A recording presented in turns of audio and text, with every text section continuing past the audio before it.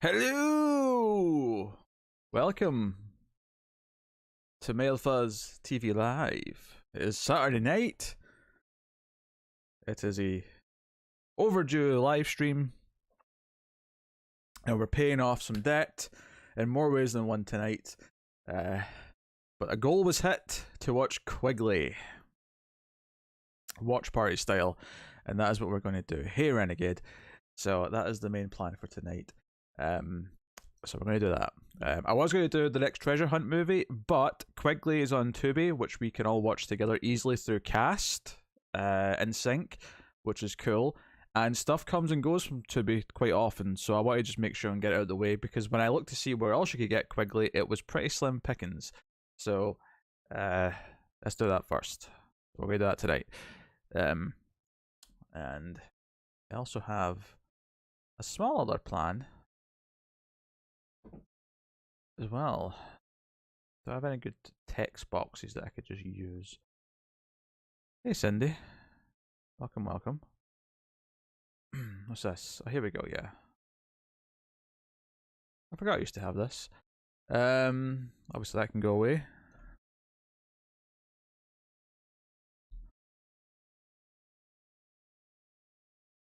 It's also on YouTube, is it? Oh, what's the quality like on YouTube? Is it better than the Tubi? Because the Tubi version is pretty rough looking, admittedly.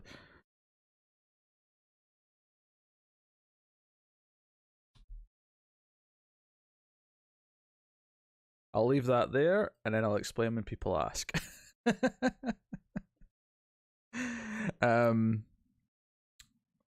me check the quality on YouTube to see if it's better. Which we can still use Cast for the record.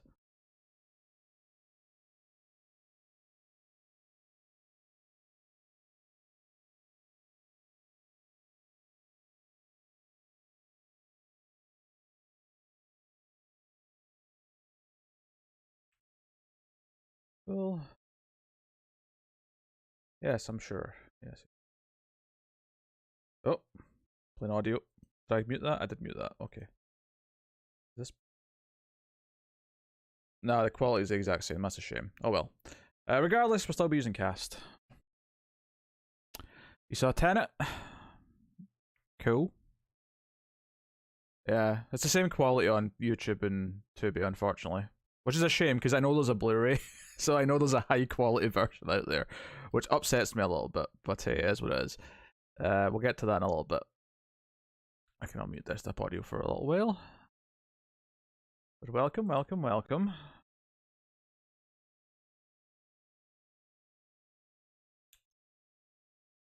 Da-da-da-da-da. So yeah.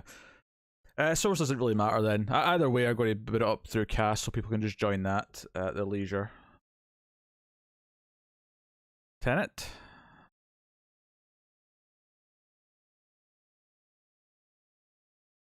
Tenet. Tenet. Tenet. Tenet. Tenet. I don't care. I think is what I land on. I think I just don't care that much.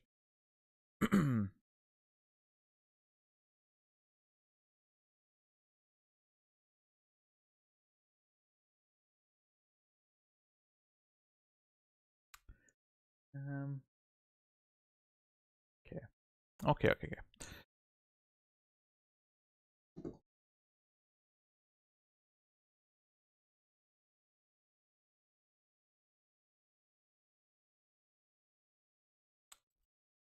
Ba ba ba ba ba da ba ba ba ba ba. How are people? How is everyone? Welcome, welcome. Let people filter in a little bit. So, my plan is to get through some jumping jacks tonight because I have a ridiculous amount of them.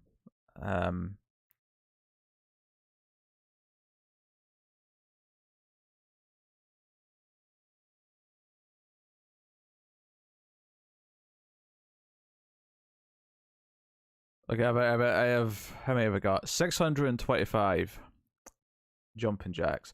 So what I'm going to do tonight is that for every tip that comes in tonight, obviously there might be more added if we land on jumping jacks as per usual. Like that'll still happen, but for every tip that comes in, I'm going to do a batch of jumping jacks, which is what I mean by jumping jack off. I'm going to pay off some jumping jacks. But it sounds kind of raunchy, so funny. Kinda, maybe, a little bit. I'm okay. I'm okay. It's been very busy week. Haven't necessarily gotten everything done that I wanted to, even though I've been still been very busy, oddly. Recording the review for the Batman on Monday with David, so that should be fun. I'll be editing the next Screams, hopefully for a release on Patreon, probably rather than public, but on Patreon on say Tuesday. So I'm hoping I get all that done on Monday, Tuesday, and then next day, so on time next week on Thursday for Patreon. And that's the plan. And hopefully fit in some TV stuff I've fallen behind on. I've watched this week's and last week's Severance, so I'm hoping to record that. Hopefully tomorrow. I've got a lot of stuff to record tomorrow. I'm doing a lot of recording with Tara tomorrow, so that may be a little bit ambitious, but we'll see. We'll see. But yeah, you know, busy. Try to fit in some games here or there. I've been dipping into another here or there of Elden Ring and going well. How does it rank for me? What, Batman? I'm not going to answer that. I'll wait until the review to, because I feel that'll be a topic of discussion on the review. So I'll save that for then. Have myself and Tara reviewed The Fly yet on Ace? No, we have not. We're viewing that as a franchise because I think when we get to it, we're going to want to do the original, and then that's 2 sequels, and then the remake with Jeff Goldblum, and then its sequel.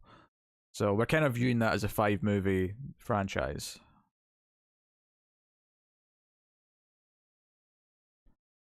Boo, boo, boo, boo. Boo, boo, boo, boo. But next Screams is Scream 5, so I look forward to that. Next Ace is us finally going back to the Invisible Man franchise. We're doing the Invisible Man's Revenge. That's next week's episode. Look forward to that.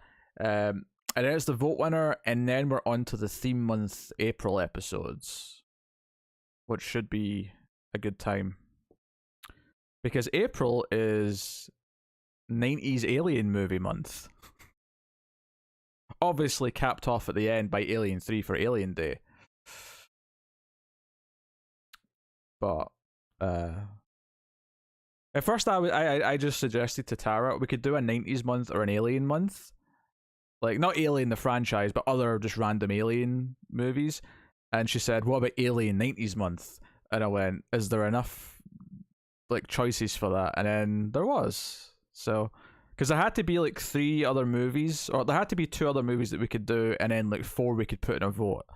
And I found enough. So not to spoil the vote that you're going to get in Patreon soon, but you'll be getting 4 Alien 90s movies as your choices.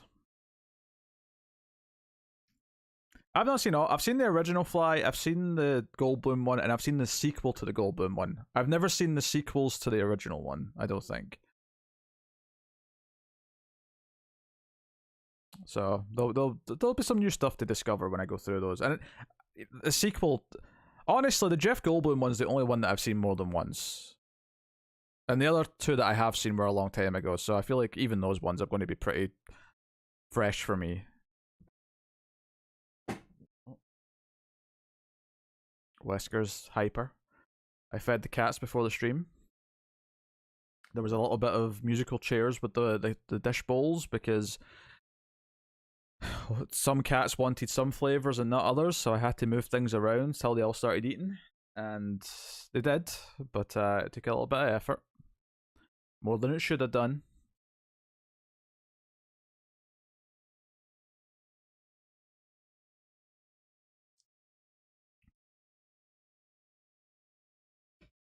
I mean, Bruce Campbell's been in a lot of B-movie schlock, so there's a lot of things that could be.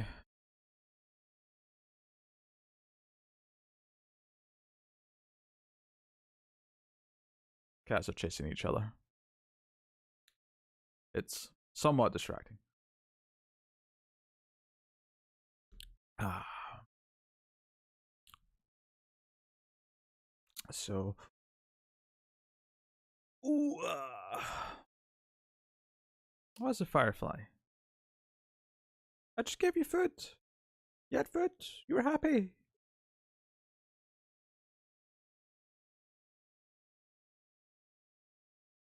Moon Crash? That sounds familiar. I don't know if that's a Bruce Campbell movie, but there's definitely a movie called Moon Crash.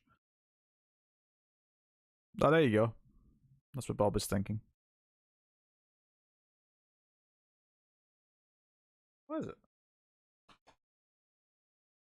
You coming up? Come on, Firefly. There we go. There we go. There we go. Happy cat. Happy cat.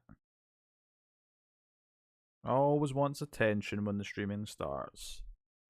Doesn't look at me for hours. Literally hours beforehand. But as soon as the stream starts, I want love. I want attention. And I'll cry until I get it. Yeah, Firefly, that's you. Silly K.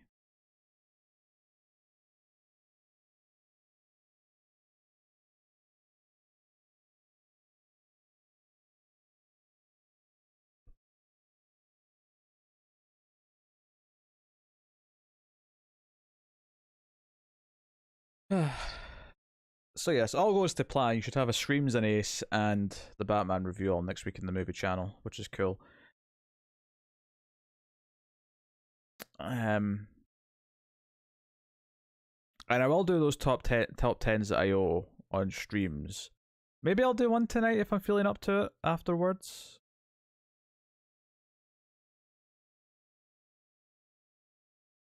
I don't want to make any promises though, because I have been going to bed a little bit earlier, so I feel like I'm probably going to be wiped after the movie. So I won't say that I'm going to do that, but I want to try and fit those in on streams at some point soon.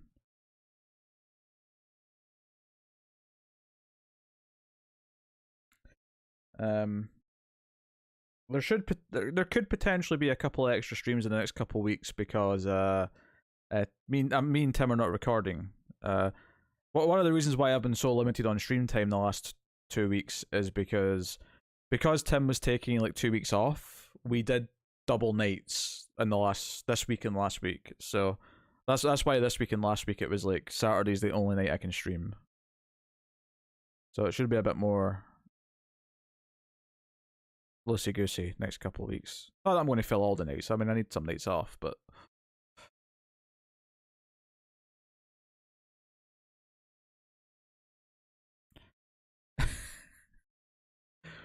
I mean, I'm not hoping he does, Cindy, but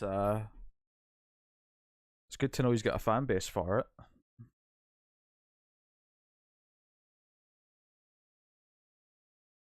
Don't get too comfy, cat.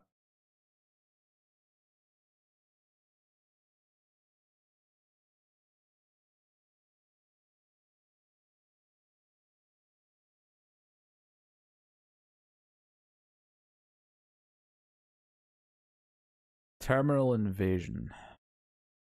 Yep, that sounds like some crappy movie Bruce Campbell would be in. And I say that with love. I say that with love for Bruce Campbell.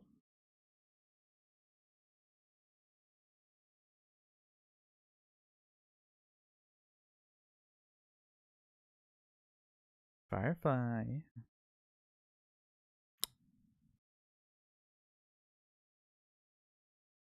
Silly cat.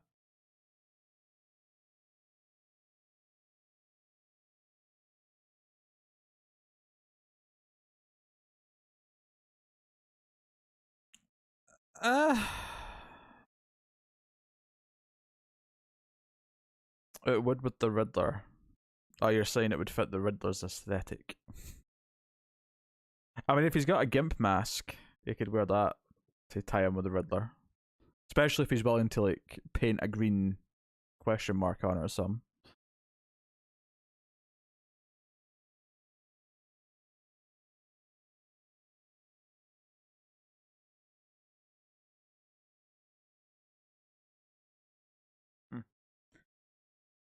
Firefly, you're doing that awkward thing where your back legs are like sliding off my leg. That can't be comfy. You're practically standing on your back two legs while you're lying down. It's weird.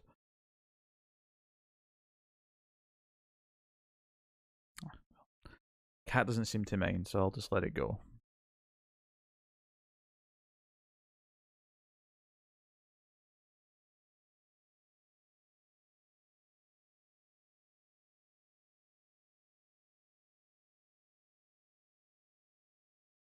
Yeah, very good. Very good, Renegade. I can hear Garrus in the letterbox off in the distance.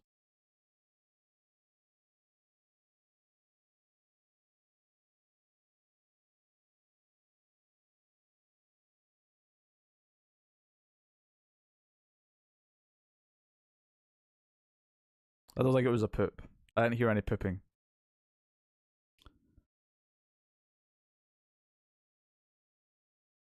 I'm used to that sound as a cat owner.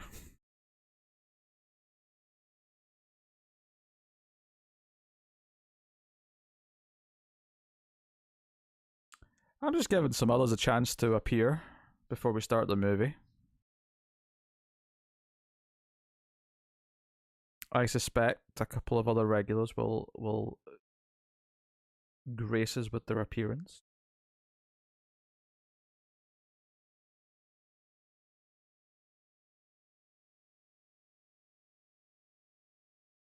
Oh, Firefly, you're sitting awkwardly. Oh no, I just moved.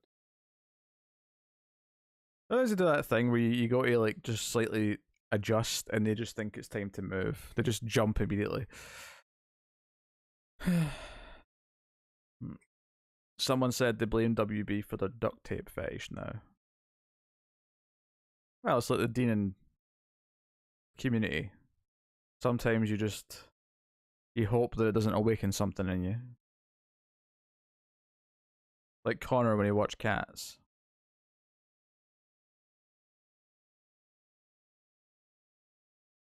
Now he's like a fully fledged furry.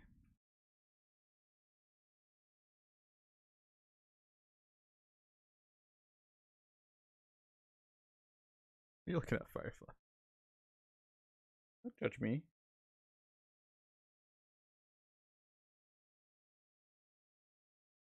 Cat's been all weird.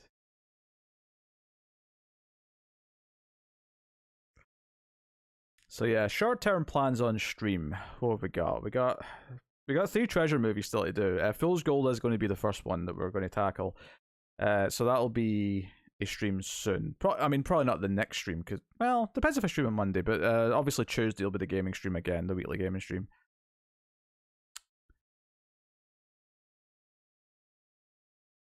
Obviously we're coming up to the end of a season. Season ends at the end of March. So who's at the top of the leaderboard will start to matter a little bit as we get later in the month.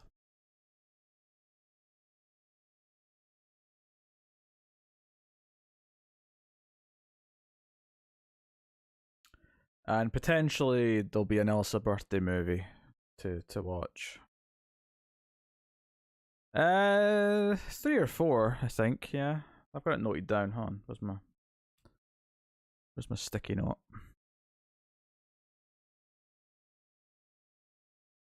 Yeah, we have 4 drawing games. Quite right.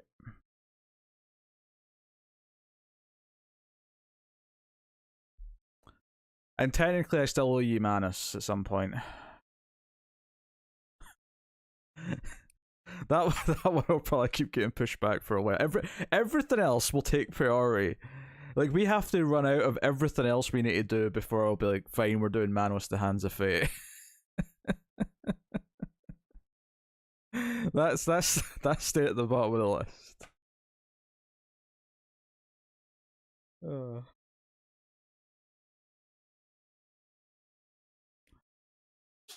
I'm okay with that. Oh, bless you, Firefly. Firefly sneezed and now he's got like one eye shut, like a pirate.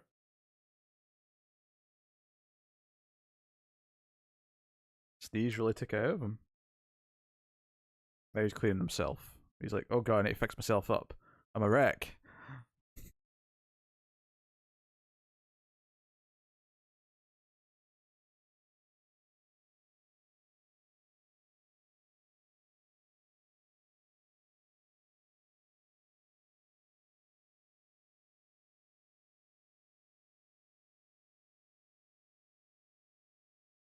Have I ever watched Manos? I have watched the Mystery Science Theater episode. And notably, I watched the version of it that someone had sort of re-edited to put in the missing parts of the movie, so I did see the whole movie. Unfortunately.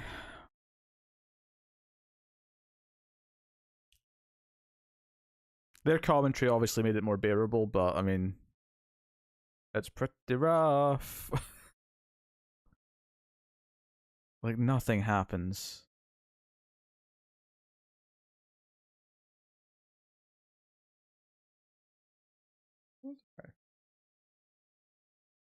Ah, Firefly, you're such a needy cat baby.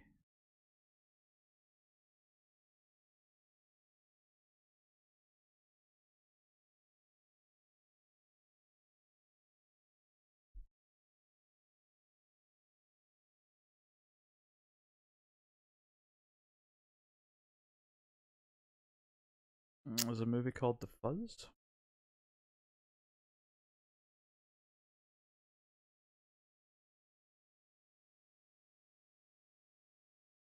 Can't say I've heard of it.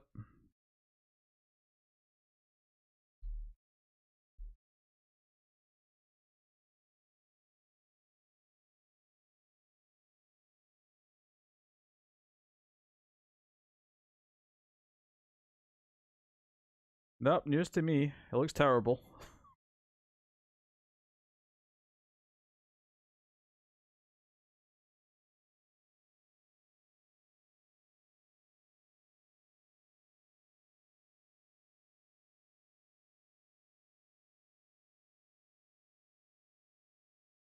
I think I'm happy not seeing that. Firefly has gotten comfy once again, but you put that paw back there, Firefly. So you're evenly distributed on both legs. It's really annoying when you kind of put three on one leg. Giving yourself out. That's nice. That's better. Damn cats. Oh, do I have more achievements in Elden Ring than Connor does?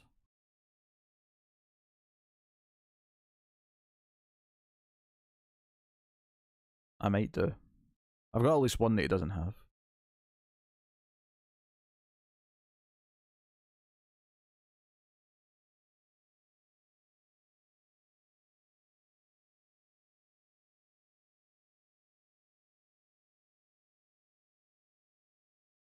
Hmm. Yeah, they've got one that he doesn't have. Oh well, it's not that much of a race, but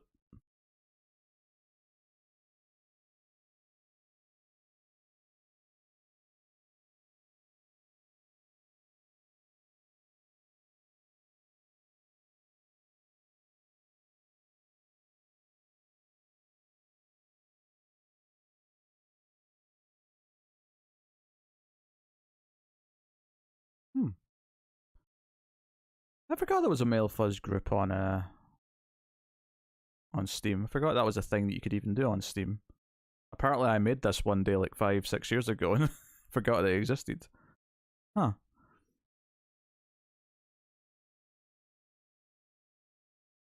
Look at you becoming a wee Soulsborne player.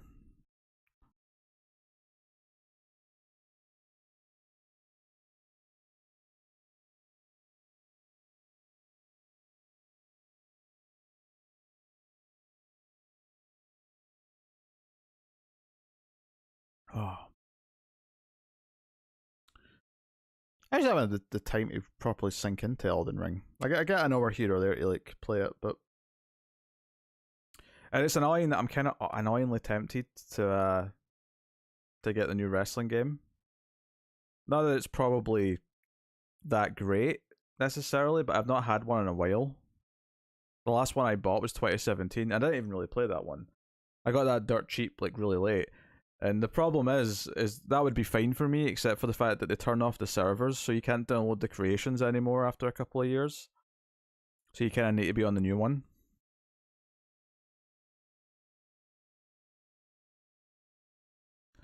Have you watched the trailers for Better Call Saul and the Boys? I saw like a brief teaser for Saul, but for the most part, I'm just kind of not bothering. I don't need to see trailers for them.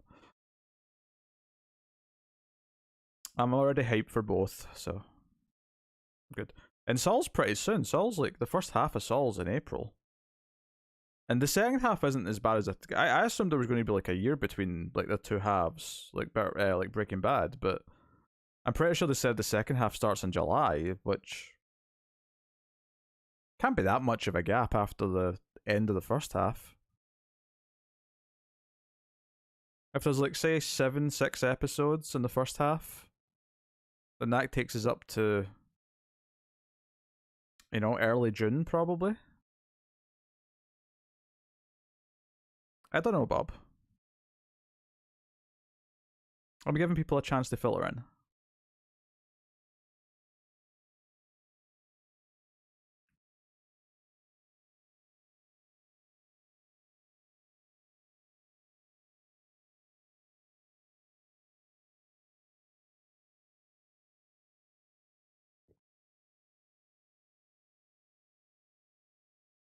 So yeah, it sounds like there's only going to be like maybe, I don't know, month and a half between the two halves. That's not that bad. That's like a normal break that networks have sometimes.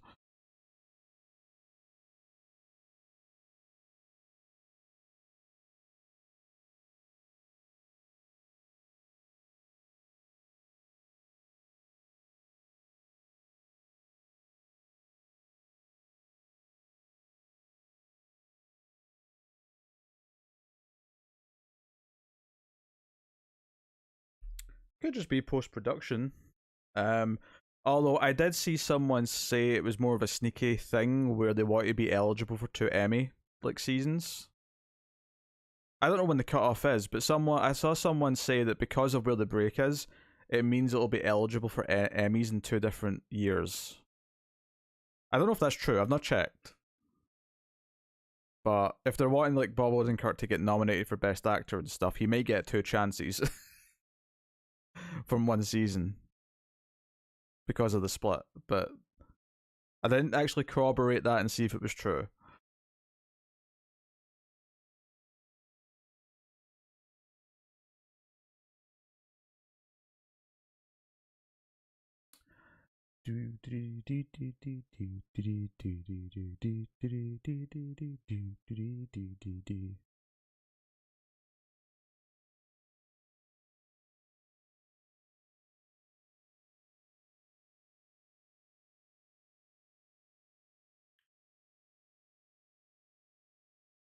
He should. He's phenomenal on that show. Like truly special. I mean, a lot of the performances are. There's a lot of actors on there who deserve a Best Supporting Actor as well. That there's only one season left, so they're not going to get much of a chance now. But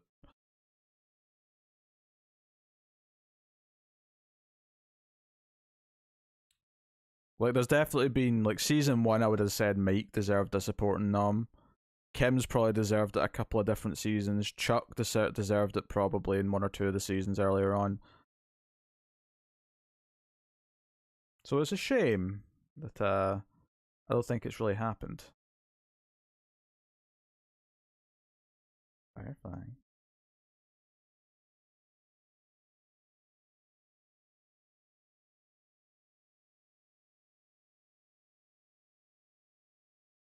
Pretty cat. Oh.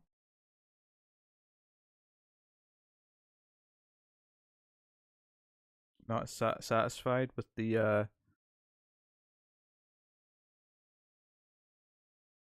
lap resort that you're currently enjoying. No.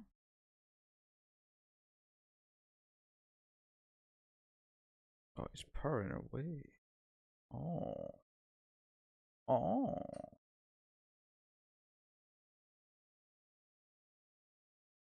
Ah, dear.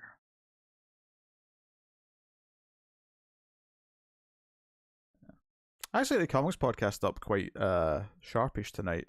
Partly because it was shorter, and if it's shorter, it means it's quicker to render and upload and process. So it's kind of like the length of the episode has a knock on effect at every stage of the process. So the shorter is, the shorter every other part is.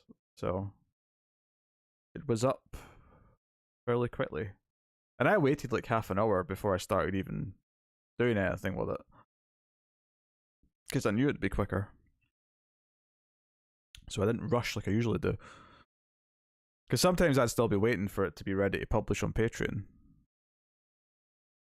Like last week I was. Which is why I didn't stream last week, because I was just too tired by the time it was done. I was like, oh, screw this, I'm going to sleep. I was told soon that they're going to bring out remasters of the original 3 RE games to PS5. Don't know how true that is. Told by who? Because there's no news to my knowledge of that at all. They're doing upgrades for the recent remakes. So 2 remake, 3 remake, and 7 are getting PS5 and Series X versions this year.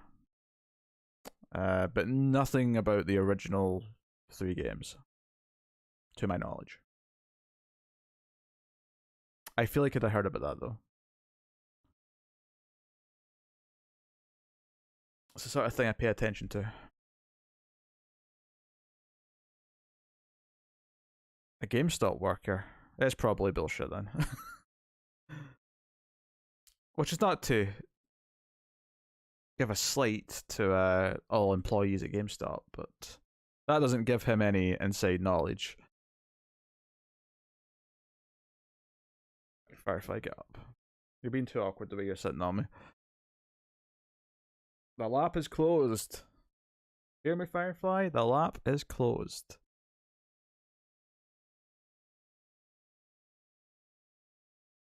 Maybe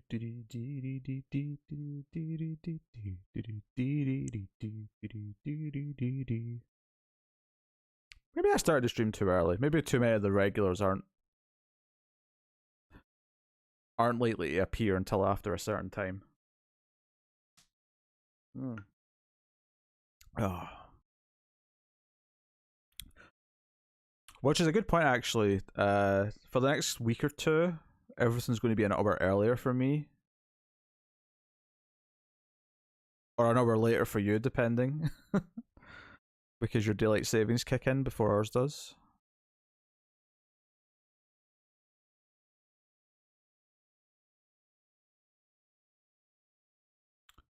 So yeah, that'll be a thing. Allison is probably avoiding us. Why? What did we do?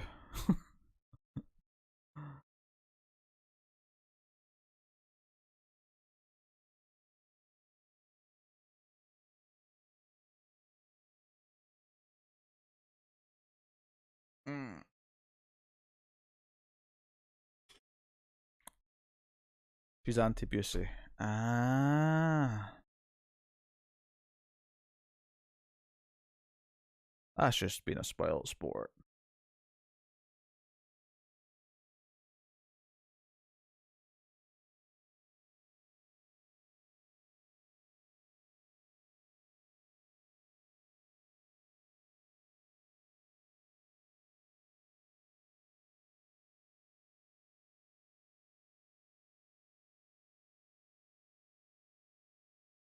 Firefly.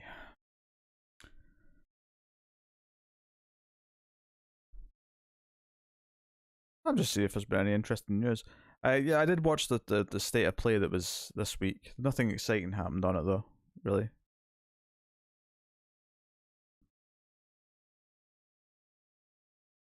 Nothing to really sing and dance about, unfortunately.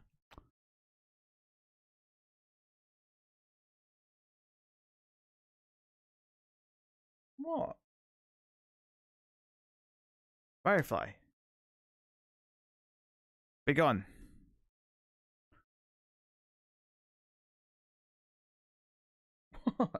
He keeps making these sad little meows at me. And it's making me guilty as if he needs something. What is it? Is Timmy stuck in a well?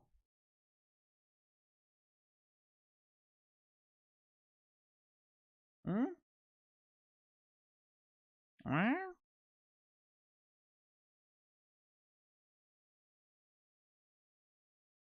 Just a rumor. As of right now, there is no confirmation on anything Bloodborne. Not a Bloodborne remaster, a Bloodborne remake, or a Bloodborne 2. All of which people have said they want. Because it runs kind of shitty on PS4. And always has done.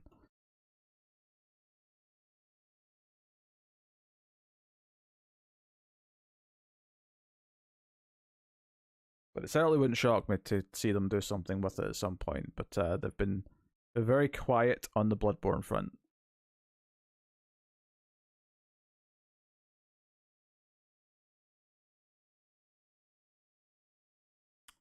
But yeah, if you like it that much, you should grab Dark Souls 3 or Dark Souls Remastered.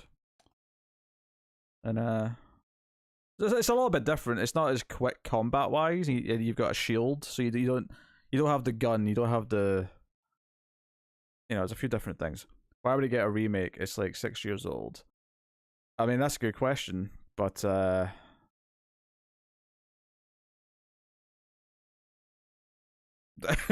I mean, stranger things have happened. Last of Us is getting a remake, and that's only about 2 years older. So,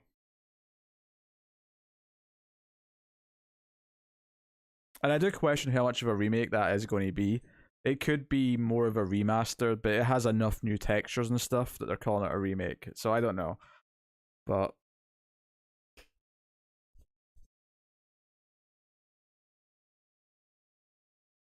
it is what it is. Ah, here comes Firefly again. What is it? The people. All right. I suppose we could set up the movie. I've actually already got the room going. So many of you have already made logins for this before. How do I share the thing again? I forget.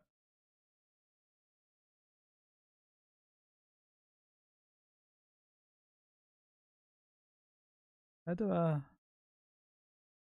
Oh, invite to party. Here we go.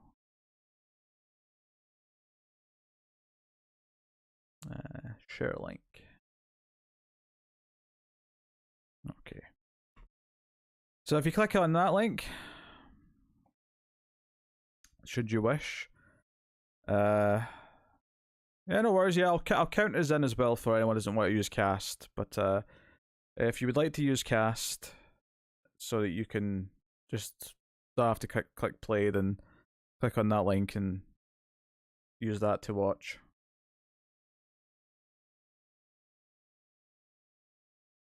And what I'll do is I'll put this over here.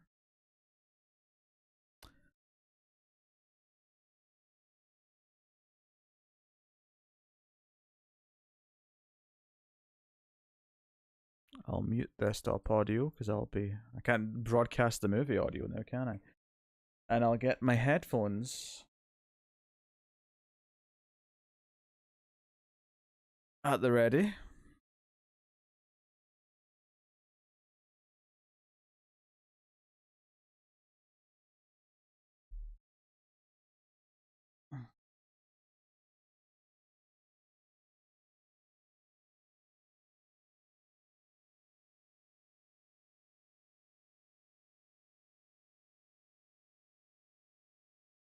So we're going to watch Quigley from 2003. It's on YouTube and Tubi, although I wouldn't recommend watching it Tubi separate from Cast, which is the link I posted, because the ads will put you out of sync. But this is the movie where Gary Busey will swap bodies with a dog. Something to do with them nearly dying or something. We'll find out.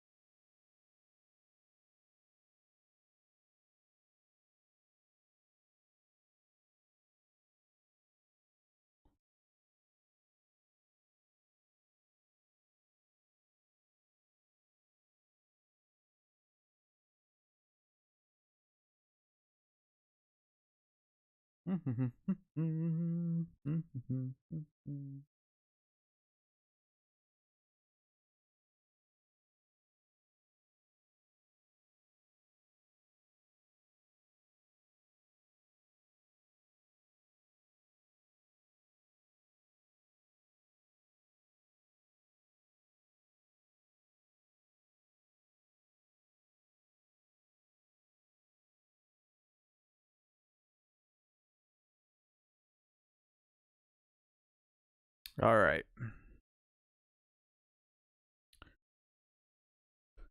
Is Bob here? I'm sure Bob will be annoyed if we start without him.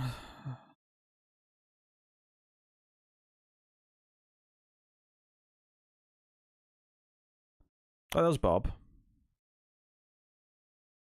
Oh, don't play yet.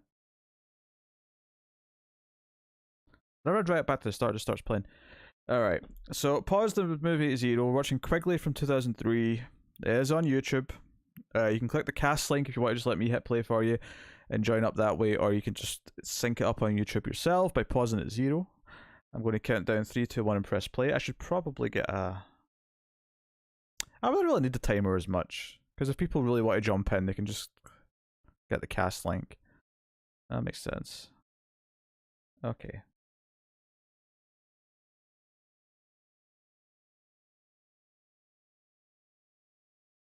Alright, the folk are ready. I'm going to count us in. I'm going to count in 3, 2, 1 and press play. So when I say press play, hit play, and we'll all be in sync, and we'll be watching the masterpiece that I suspect Quigley will be.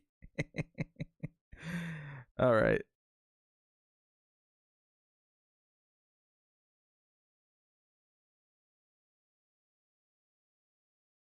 Yeah, no worries, Bob. Alright. Here we go. 3, 2, 1, play.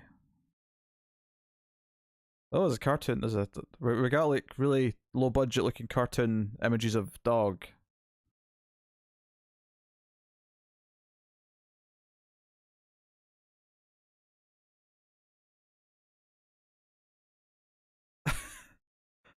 This is a very 2003 song.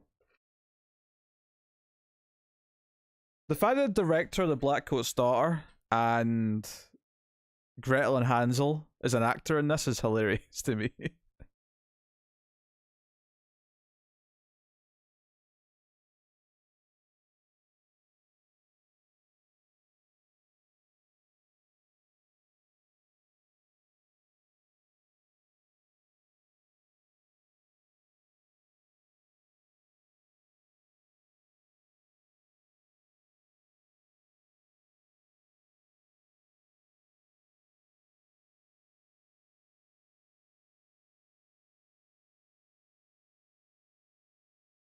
Someone really liked this transition effect I've got on the titles.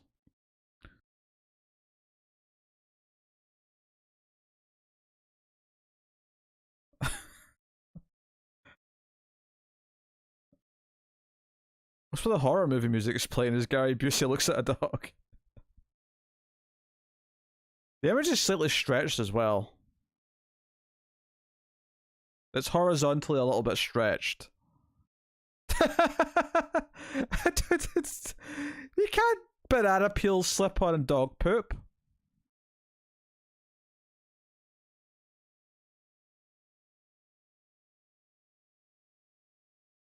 He wants the dog executed. Also, this henchman dude, he's an actor that pops up in a lot of things.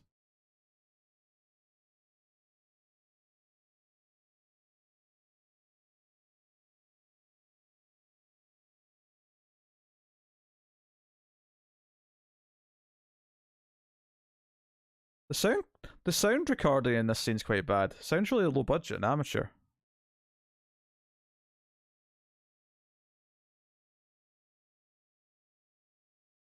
Like they've not dubbed it because they had to have the mic too far away from their mouths. They've just kept the original audio in, so it sounds quite echoey.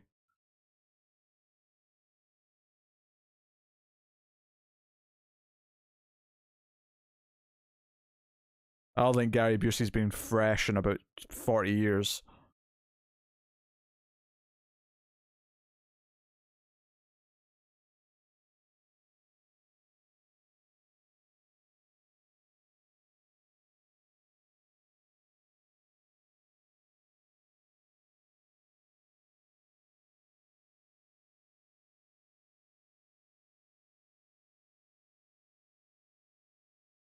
He's so evil. Well, look at the high tech case that he's got.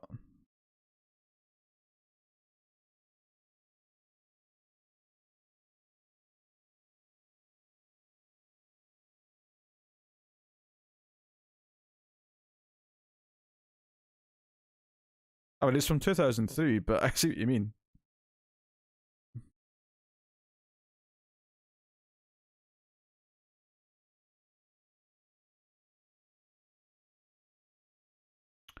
Honestly, I'd watch 90 minutes of Gary Busey driving around in his fancy car, getting into fights with dogs that he randomly comes across.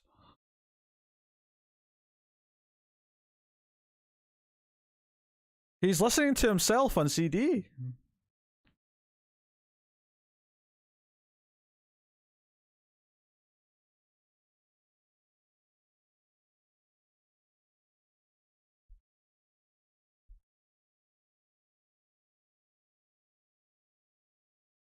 Oh, look at all these things he's doing to his company.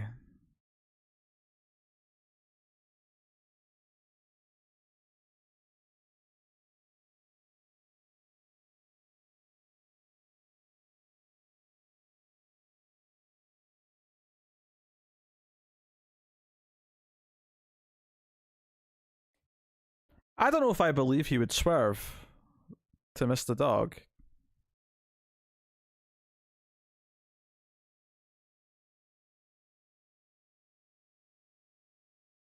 This is a really cheap set. Was that was that person walking off on the right hand side supposed to be there, or was that like a crew member? There was like a woman in a skirt over on the right.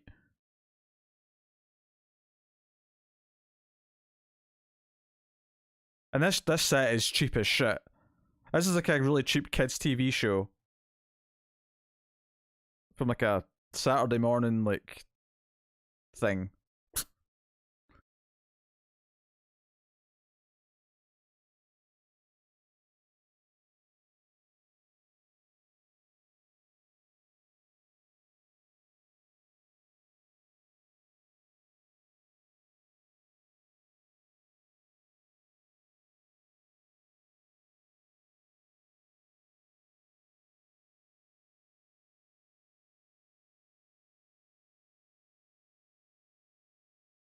Oh, this guy's the black guy who's one of the angels or whatever these guys are.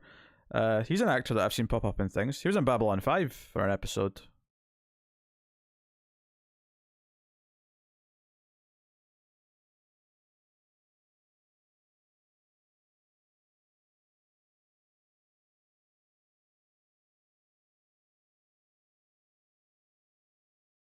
Hmm.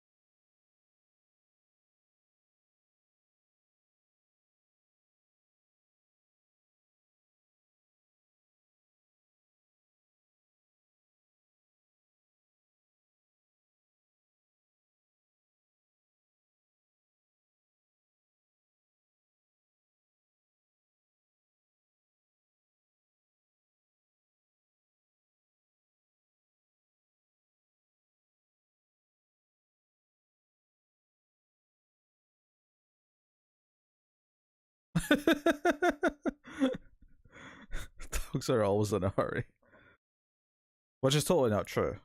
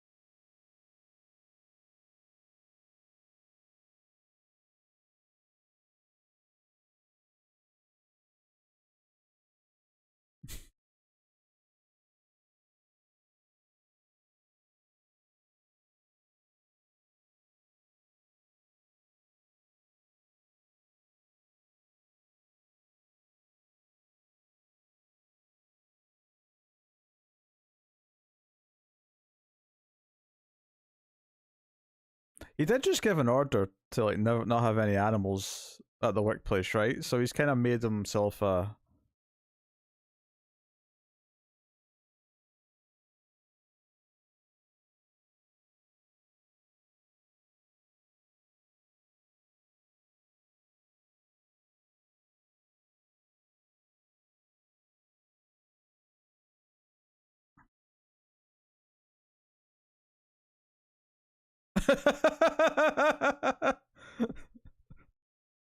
Praised virtual reality CD-ROM.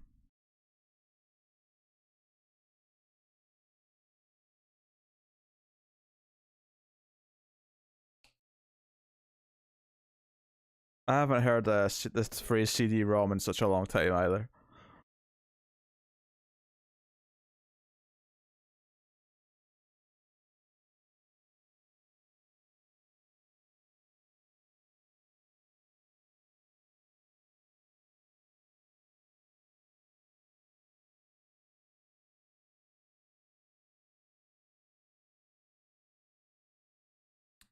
We're not too far in, Fletcher. It's on YouTube. If you want to join into the cast stream, it'll just jump you in where we are. We're not too far in. We'll be in. We're 11 minutes, 11 and a half minutes in.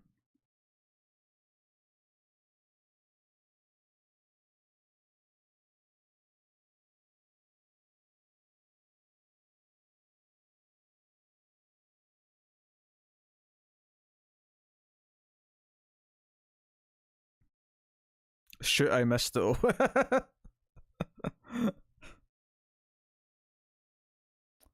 not even like you need to rent it. Come on.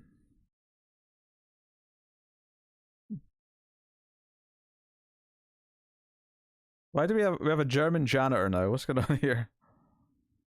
So yeah, Gary Busey's a games developer. I wasn't expecting that.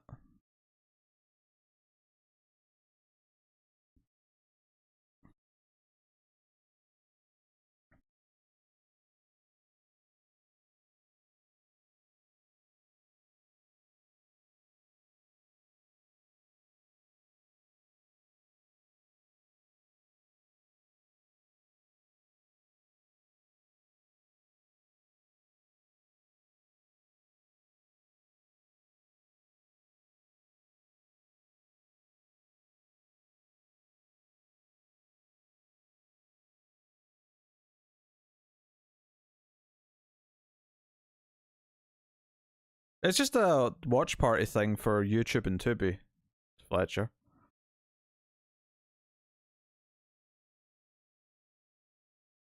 It is on YouTube though. If you'd rather just watch it on YouTube and get a timestamp.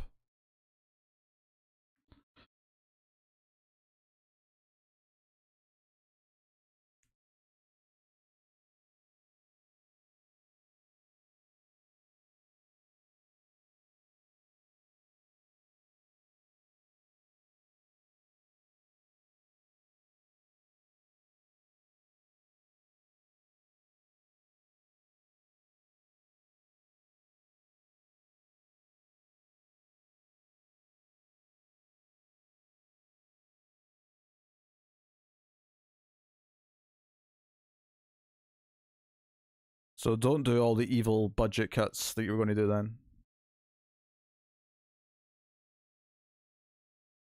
Go on, make the right choice. Be nicer to your employees.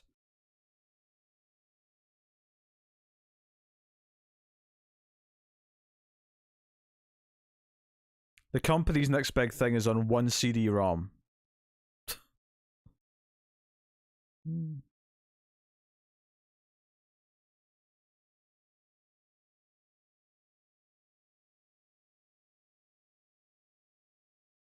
Oh, stealth dog.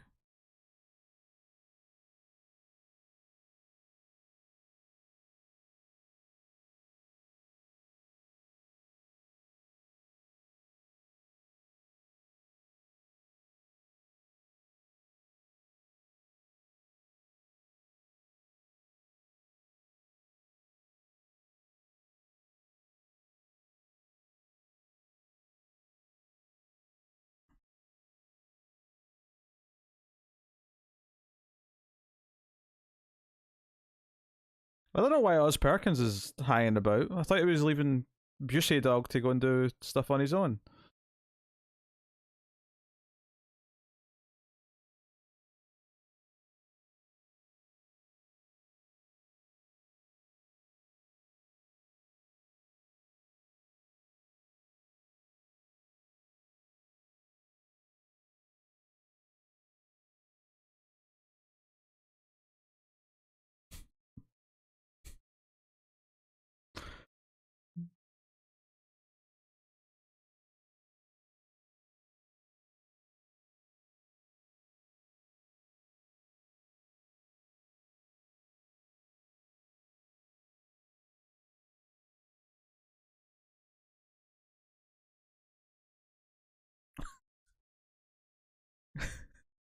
It's not easy being a dog.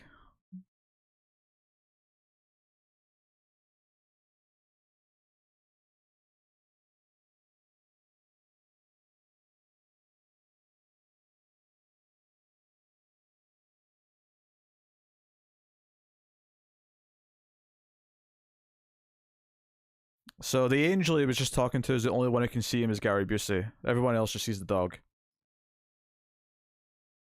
Just in case the plot was getting confusing for you, Fletcher.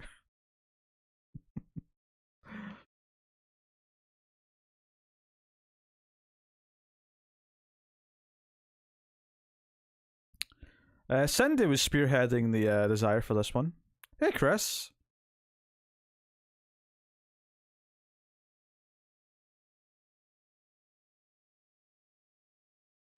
Frank, the janitor.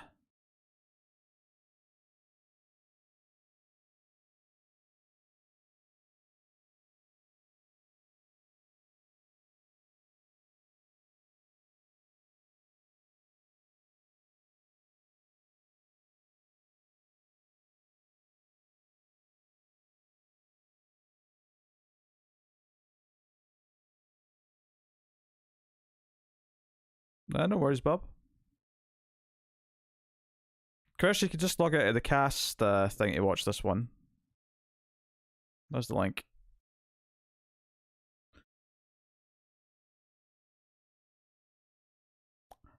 We're not too far in. Gary Busey technically died and got sent back as a dog in order to earn his right into heaven, I think. Is what I got from it. And he was a real proper Scrooge in life.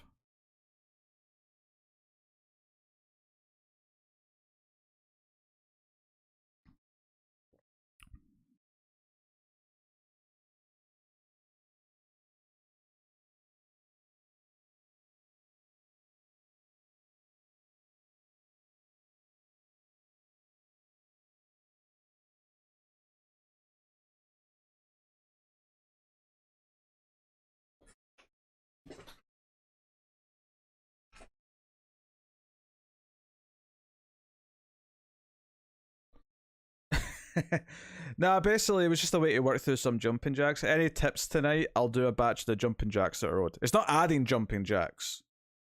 If we land on jumping jacks per normal, obviously it'll add some, but it's just an encouragement to burn off some of that 625 that I've got.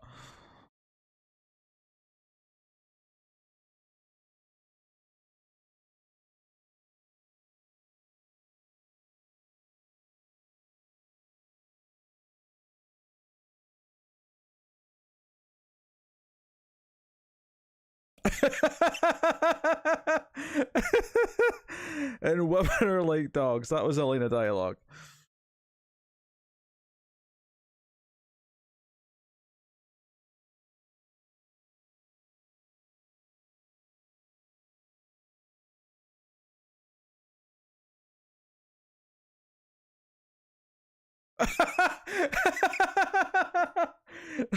All those things were invented by women. No, they weren't. Not that I'm surprised Gary Busey's character is sexist, but I mean,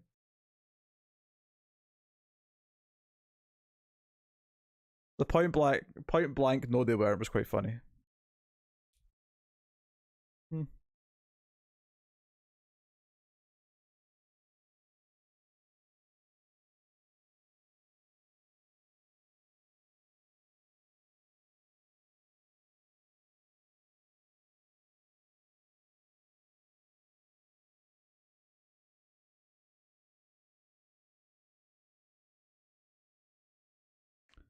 I have no idea. That wouldn't surprise me though. It's a cheap as shit movie.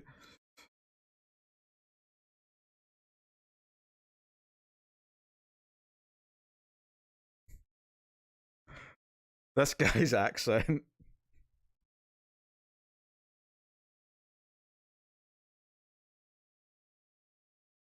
I'm beginning to suspect that this isn't a real German.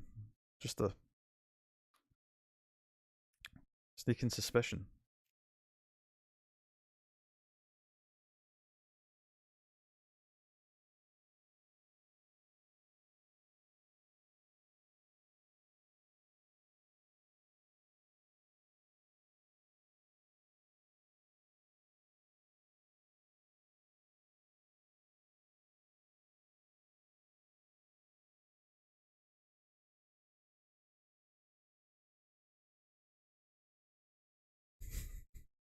Where are your papers?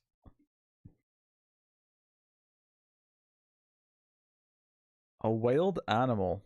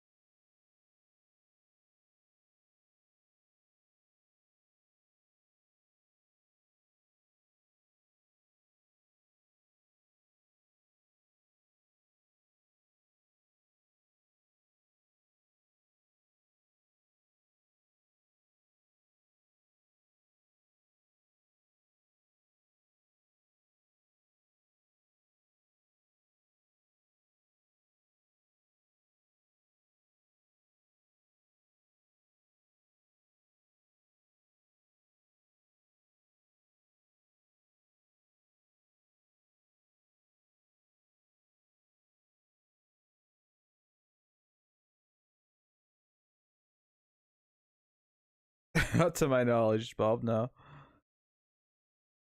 The fake German janitor's starting to have a battle of wits with the dog.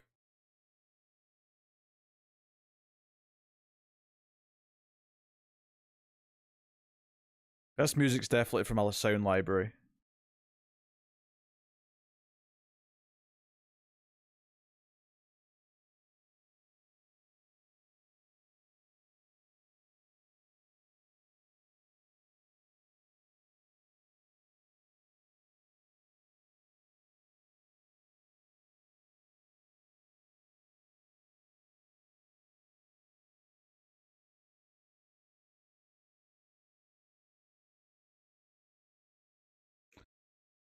It's rated U, Fletcher, so I've got a feeling there's not going to be any deaths, but I mean, well, aside from Gary Busey, obviously. That's technically the start of the plot, but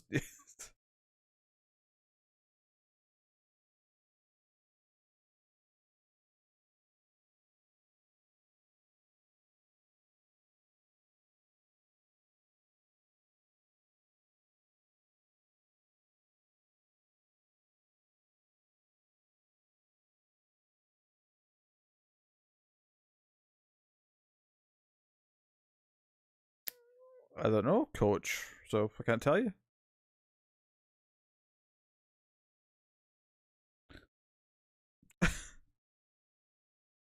Oh my god, this is such a music library. U for unwatchable. You. What do you? It's G in the US. G for general. U's for universal in the UK.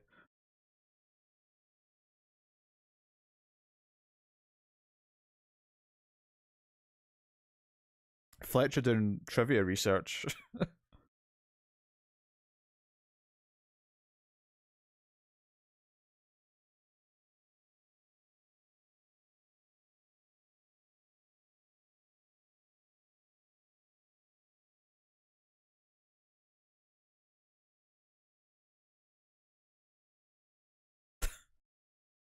This filthy beast.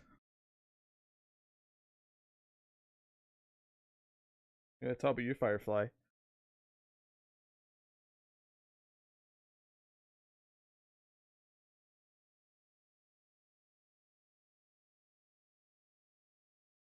Do British people say the word refrigerator? Uh, I would say that people just say fridge. They don't say refrigerator. They say fridge. But I mean, that's short for refrigerator, but no one ever says refrigerator. But it's not like anyone will be confused if you say it.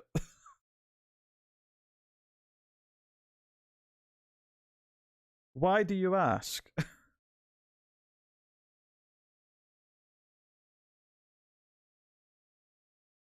we have a romance blossoming here?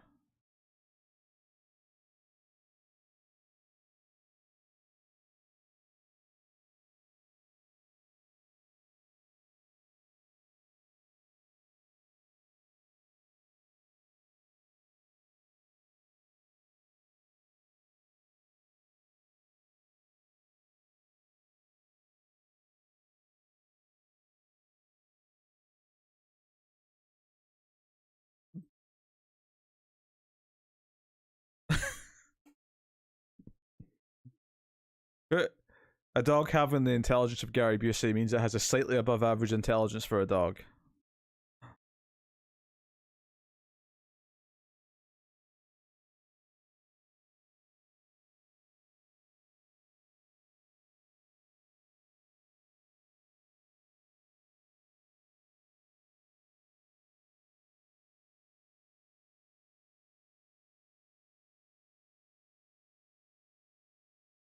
And does it not sound right? That it's.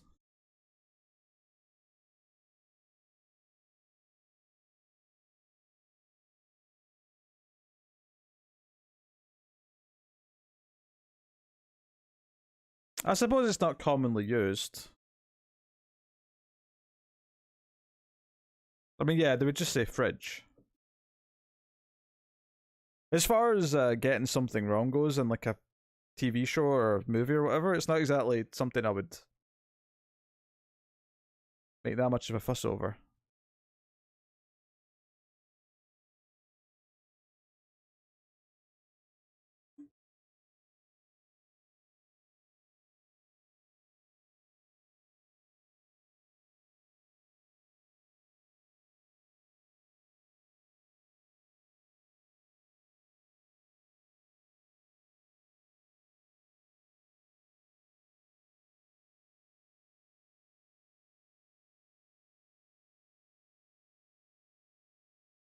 CD-ROMs were very fragile back in the day.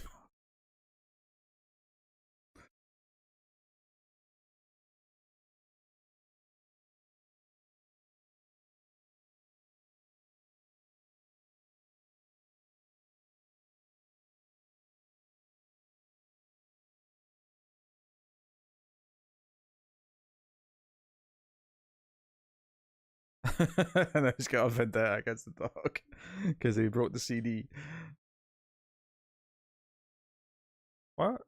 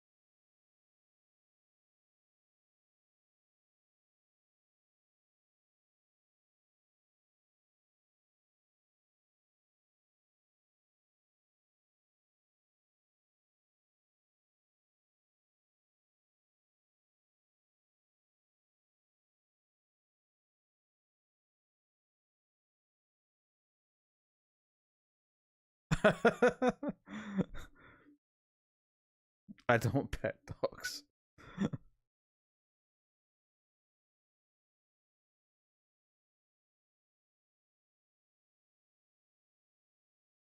You're not even dating yet. And you're like, let's have a dog together.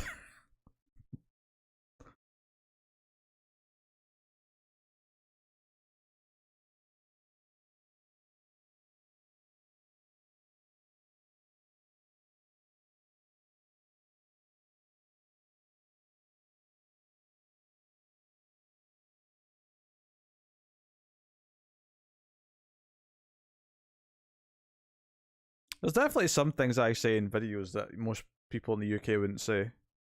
Like, I've gotten very used to calling the cinema the theatre, but people in the UK don't say that. But I think that's just because I talk about movies a lot with Americans.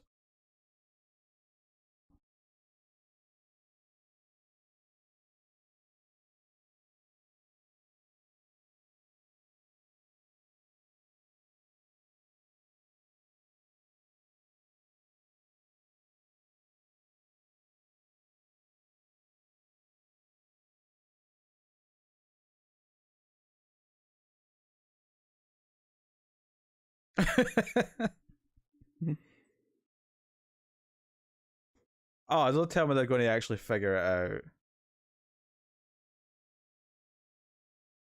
You can't just leap to the dog's the reincarnation of Gary Busey.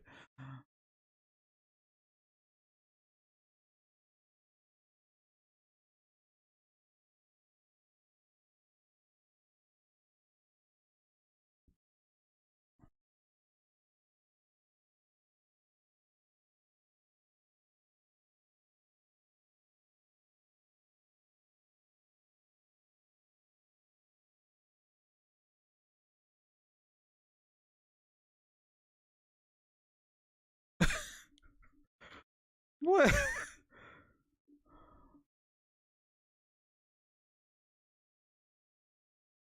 Animal control guy's having a hard time with that skunk.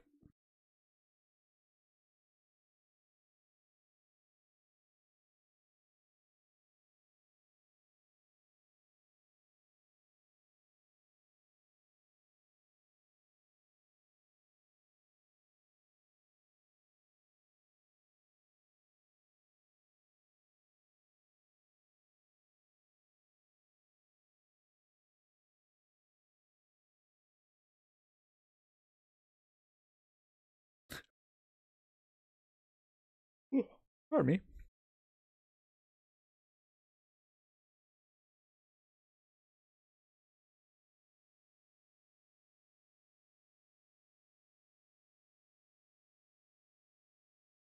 Oh, that was a harsh cut.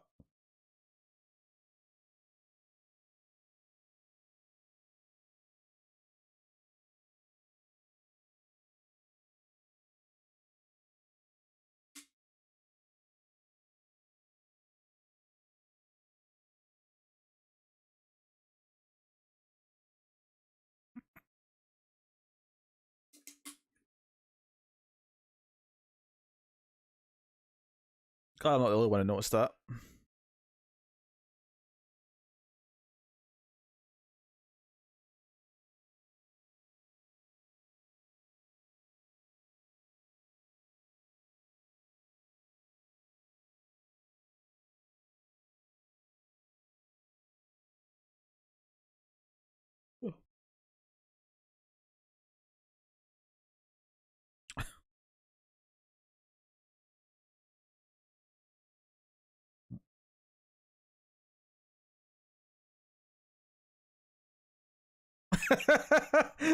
Gary Busey does not look amused.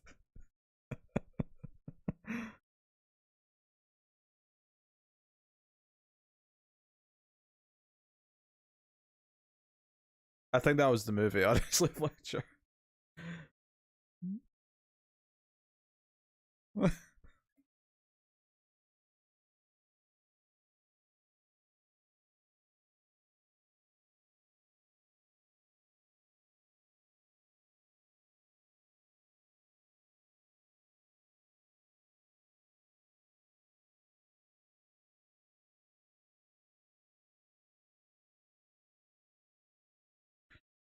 That's an excellent question.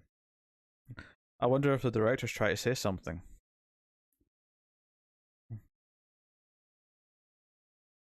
Probably not.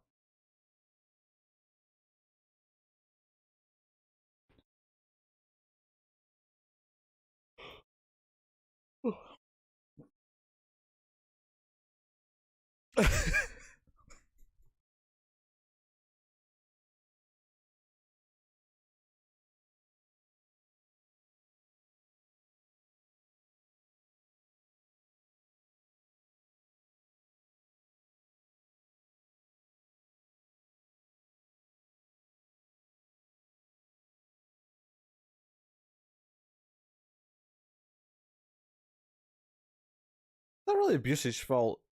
Animal control caught him when he was on his way to his next mission.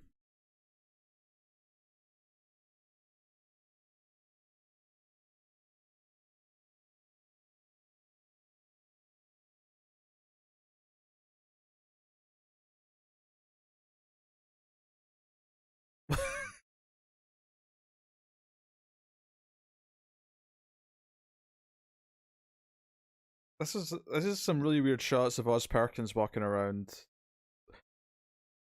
Well, isn't no Oz Perkins here. This is the director of the Black Coat's Daughter and Gretel and Hansel, who's walking around looking for Quigley right now. A good director. Whoa, Bob! Excited to see some jumping jackass. All right, I'll jump first and spin after. I think I'll do 40 for that.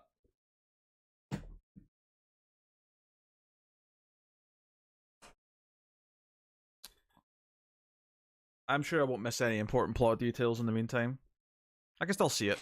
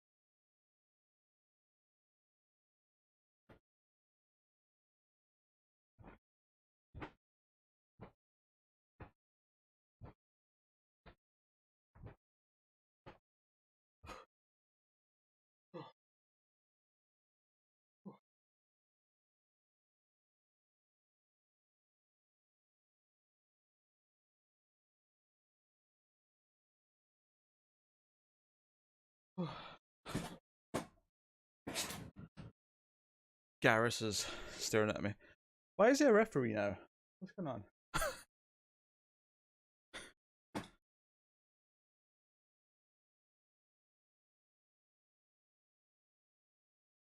He's a referee for all of a sudden for some reason.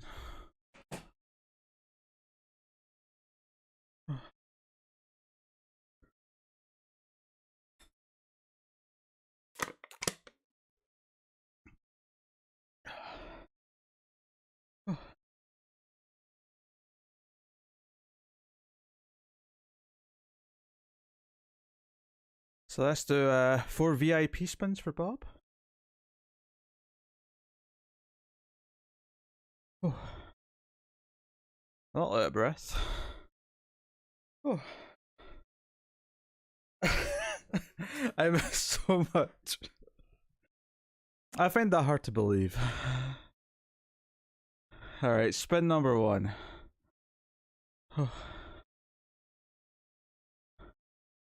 Underdog spins. Alright, I'll save them for after. Spin 2.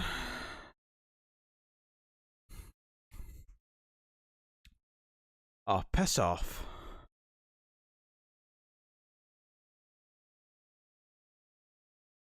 It's not funny. You know that?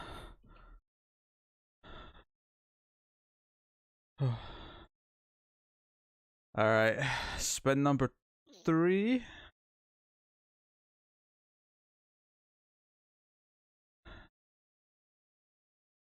Deep -3.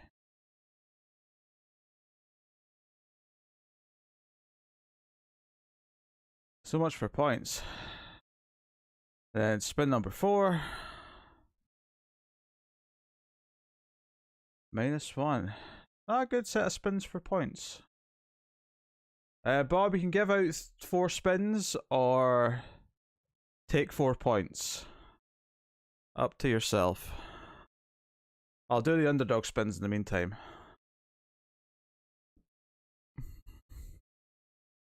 So this is for Johnny, who's the lowest actual person. Spin 1. Oh, that doesn't count. Only points, positive or negative, count for these. Spin number 2. -1. And spin number 3.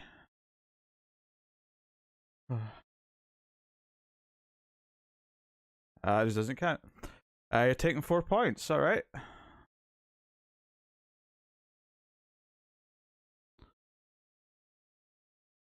Oh, look at dog Busey.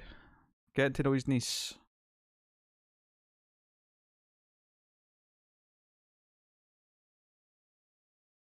Alright, 27 points you're on there, Bob.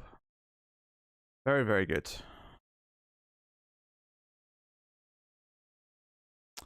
Oh, and I should change the goal. Whoa! Sandy.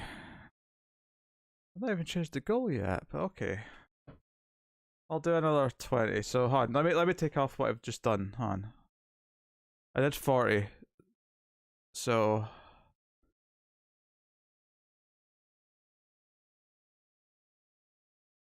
our debt went down to 585. And I'll do some more jumping, inshallah.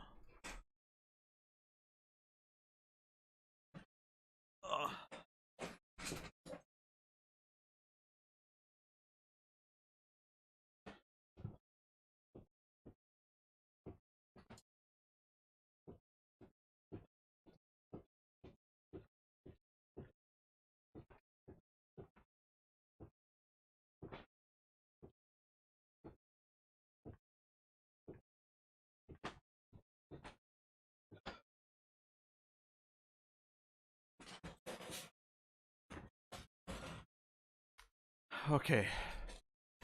So I did 20 there, but obviously Cindy's tip added on 10. Because we're on one jumping jack addition, so that took off 10 then in total. So down to 575 left. Bob didn't become boss. Cindy was low in health, but she was still boss. Then she healed.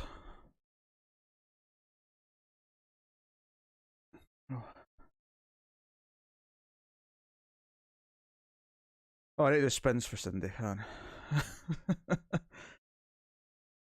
Alright, 2 spins for Cindy. Spin 1. More underdog spins, Jesus Christ. Spin 2 for Cindy. 2. Why is it so underdog heavy tonight? Alright, Johnny's still lowest. So he gets the first batch of 3. Alright. Up to 5. Number 2.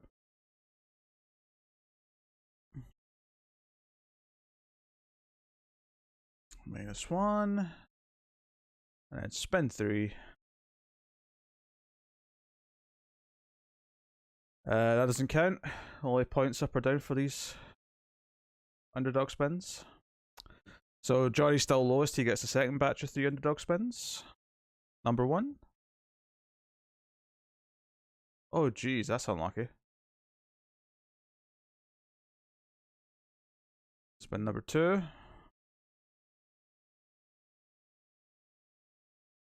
That doesn't count. Is Jake Busey in this movie? Oh, I hope so. I don't think so, but I hope so. And +2. So he's actually back up to 3 points, which is where he started. That's unfortunate. You're taking the 2 points. Cool.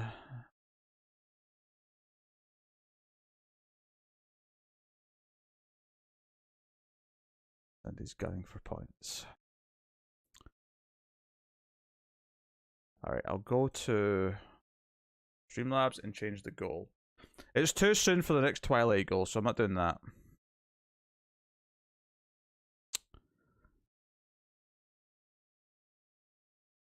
I could put up another game night goal, if that would interest people. Or if there's a newish movie that people think would make a fun stream watch that you'd like to subject me to. I'm open to suggestions for goals.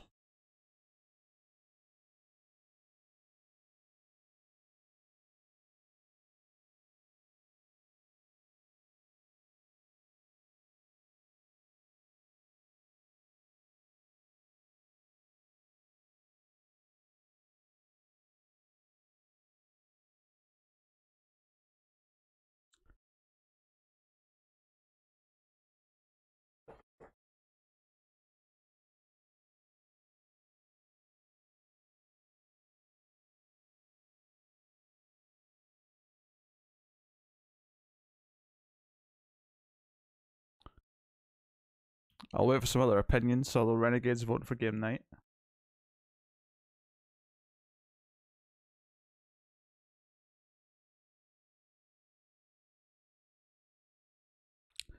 This would only be 4 or 5 years after Starship Troopers, so Jake Busey, you just to put what age he's at.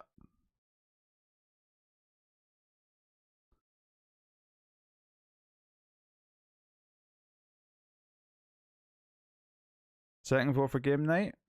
Okay.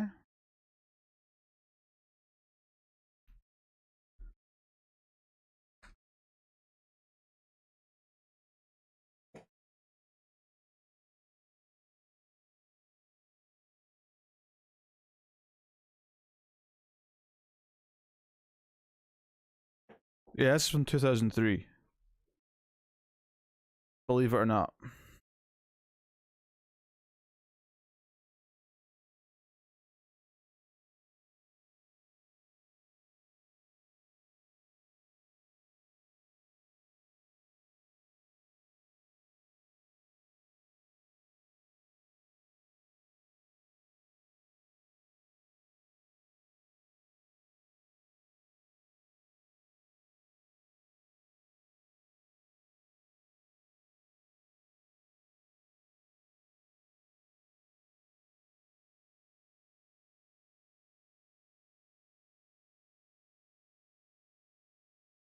Busey dog sleeping with the little girl.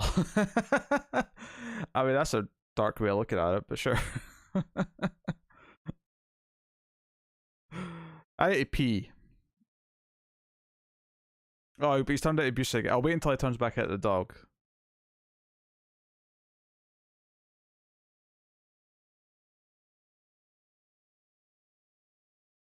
It's kind of a Christmas Carol, but he actually is just dead.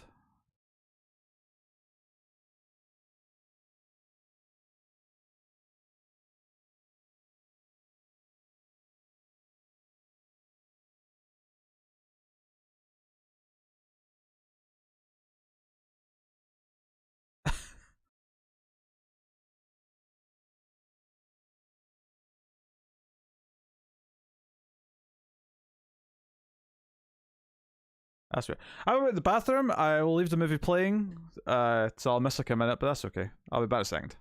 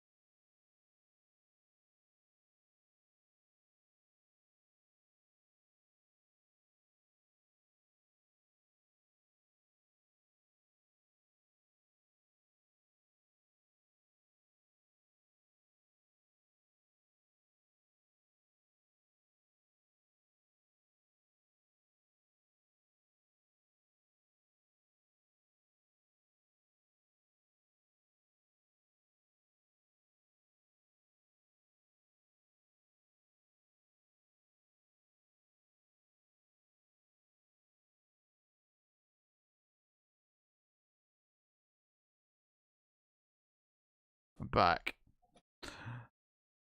How's everyone?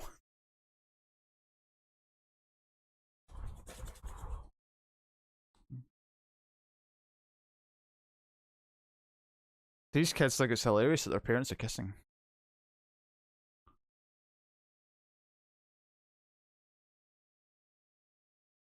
Is that because they were directed to laugh, or because they just think it's funny because it's not actually their parents, so the actors were just laughing? I could believe that.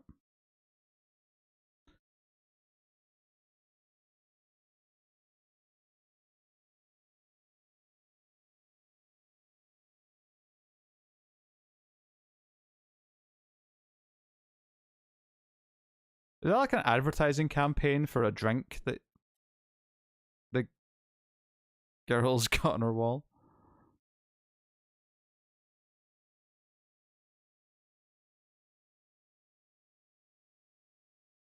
I'm overthinking it. Okay.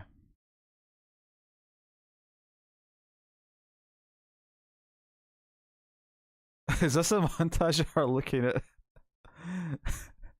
looking looking for lost dog posters?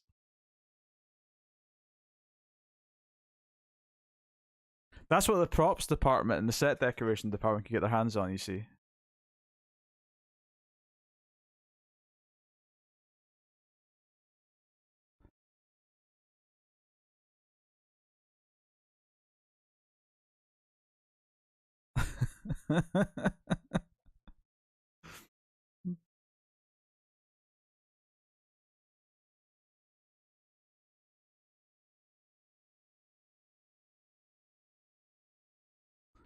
Someone knew someone who owned a store and they had some old posters that were thrown away and they ended up on the wall in the set. That's my hunch. Wait, is she gotten lost? Is she scared now?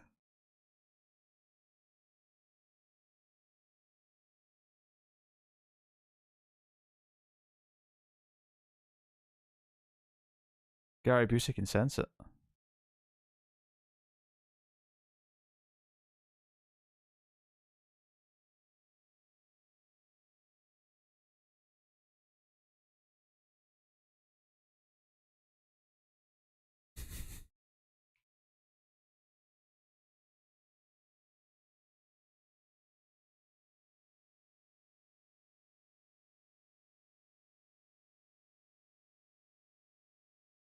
People talk to animals, it's not that weird.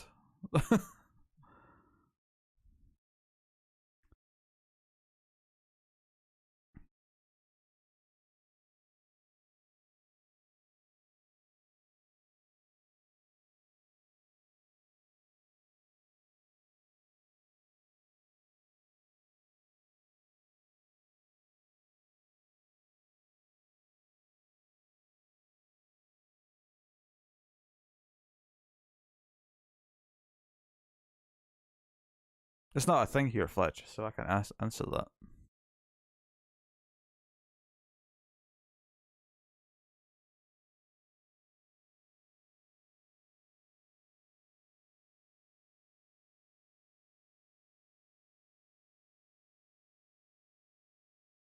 Busey's looking out for the kids, making sure they don't get into trouble. That was weird though. She sort of like walked off the road into a little forest part and got lost within 10 seconds. Like she could still see the road from where she was. It was kind of a weird. Like I didn't really buy that she was really lost.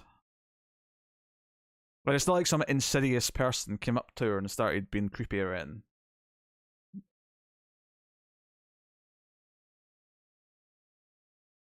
Oh, side delight's definitely still a thing.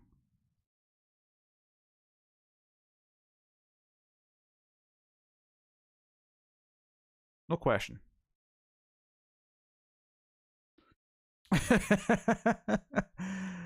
No. There's definitely Hawaiian flavored things. Like I don't know if Side Delight has a Hawaiian flavor, but other things do.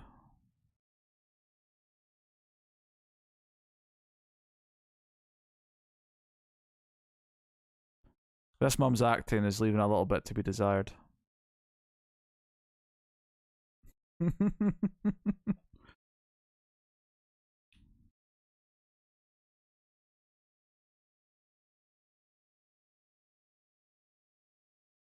girls went missing.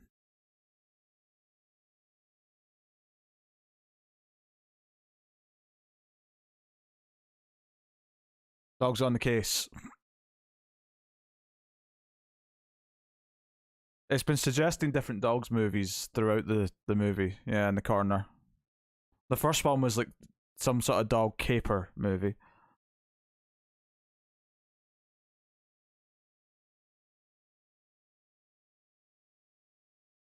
Clearly, this channel loves to put dog movies up. That's its thing. I suppose that could always be a theme one day if people like to pick it. Dog movies. Well, I'm saying I want that.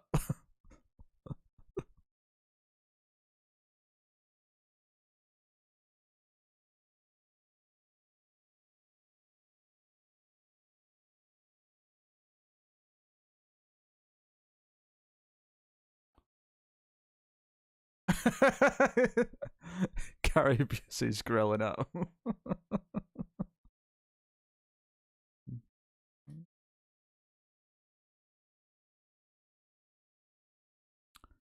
Wait, why does Oz Perkins have like a completely different outfit on every time we see him? Like he keeps, like I noticed the referee shirt because that was a weird one, but he looked kind of like almost like a postman there, an American postman, not a UK postman. Postal outfits aren't blue in the UK.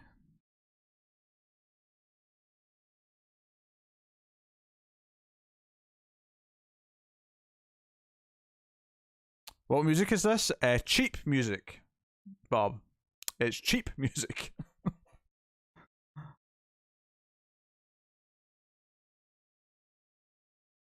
Unless it's an original song. I need to pay attention to the chorus. They start singing about Quigley.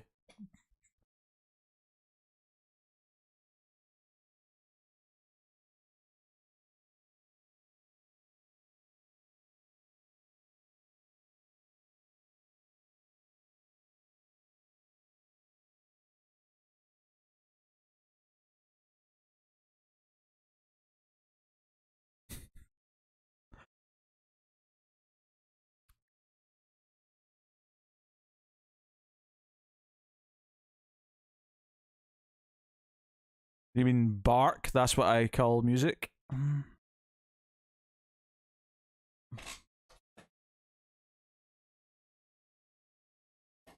curious, what number did they get up to on those?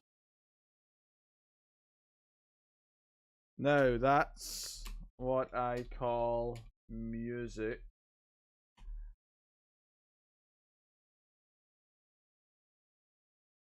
Wikipedia. Well, I'll click on the UK. They get up to volume 110, which came out in November 2021? They're still going?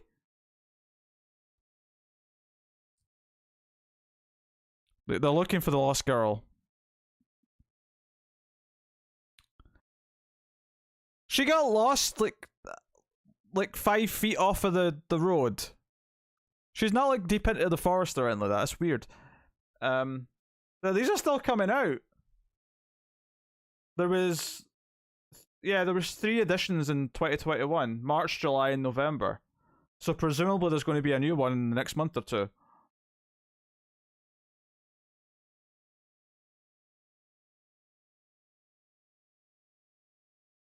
Yeah, no, that's what I call music. It's still a thing.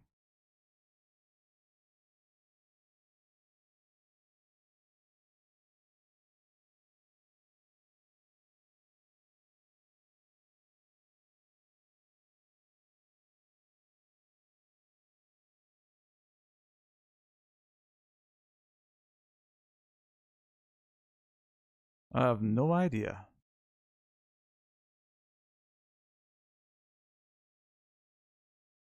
Yeah, they start coming out in the US as well, but they're only up to number 81 in the US. The last one came out in January this year in the US. That is... I did not realize that was still a thing. I am shocked I mean, I imagine they're basically just playlists on Spotify and other music services now than they are actual CDs, but still pretty funny.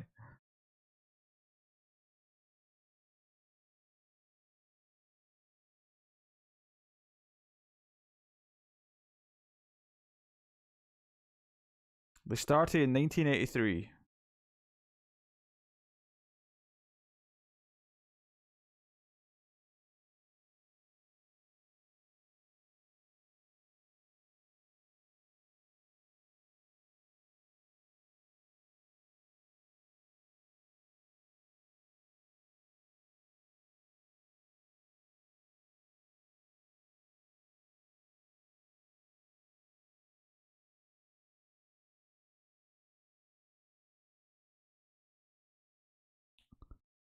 Wait, why did Oz Perkins fall down? Is this just his thing? He trips a lot?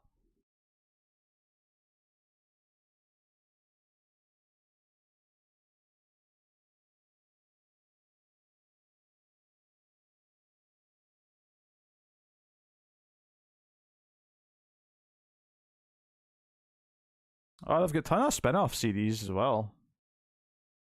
Now that's what I call electronic. Now that's what I call punk, new wave. Now that's what I call 82. So they're doing like retro. See, they've got a whole industry out of this bullshit.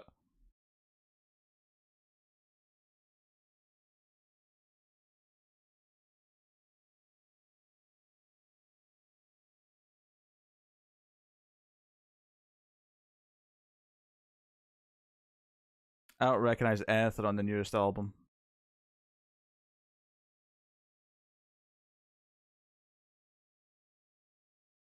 Nowhere in the budget for master shots, Fletcher.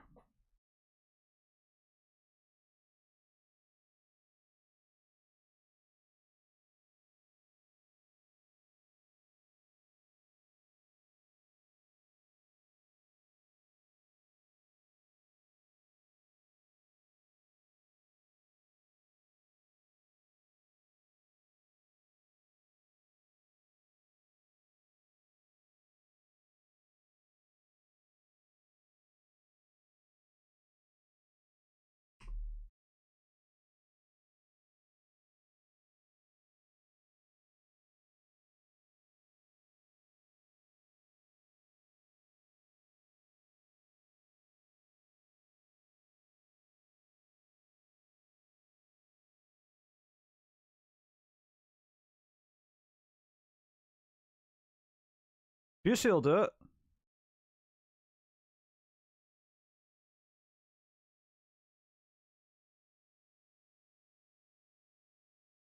Yeah, they found the kid.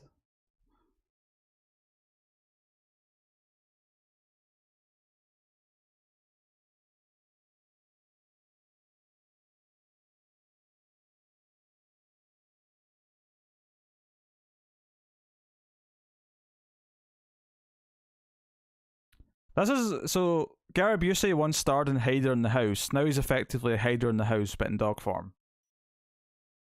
I mean, they know he's there, but they don't know it's Gary Busey.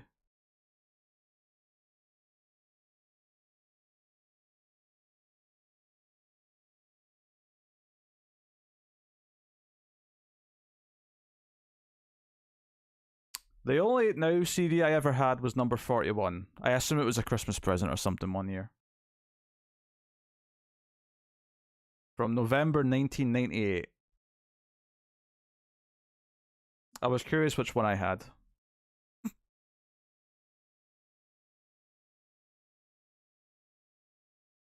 Oh, it's an EMAC. Look at this bad boy. 2003 vintage EMAC. There was tons of those in my school. For some reason, Apple really cornered the library computer market in the UK for some reason, like in schools specifically.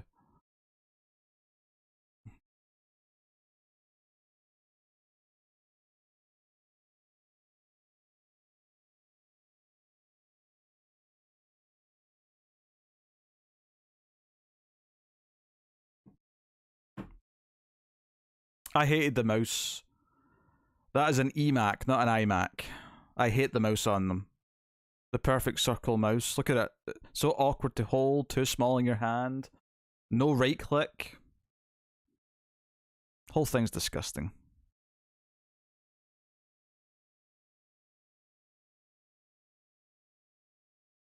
No, those were called Emacs, not iMacs.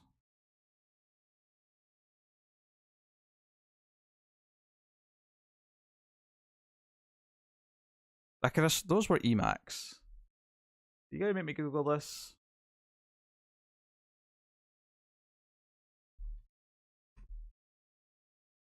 I just Googled Emac and I got a picture of one of these. I know it says iMac, but that's because they're all maybe Emacs are also iMacs.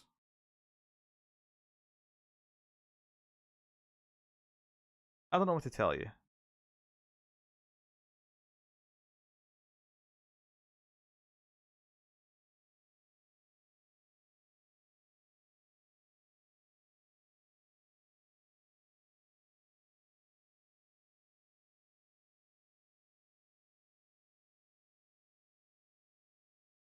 Okay, I will admit the Emac that I'm now looking at when I googled it doesn't have the color part, but it's the same shape.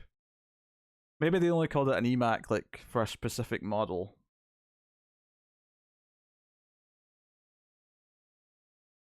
But Emac was a thing. I'm not just making this up.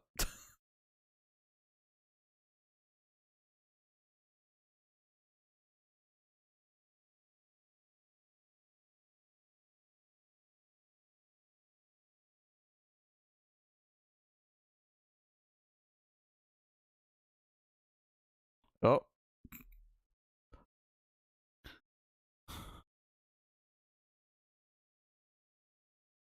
So let me get this straight. Gary Busey's brother is a game designer, and Gary Busey is now taking his first, why has everyone only got one copy of their work? This is stupid. But he's taking the work, this game that he's developed, to his company so that they will presumably then want to buy it or fund it or so on and so on.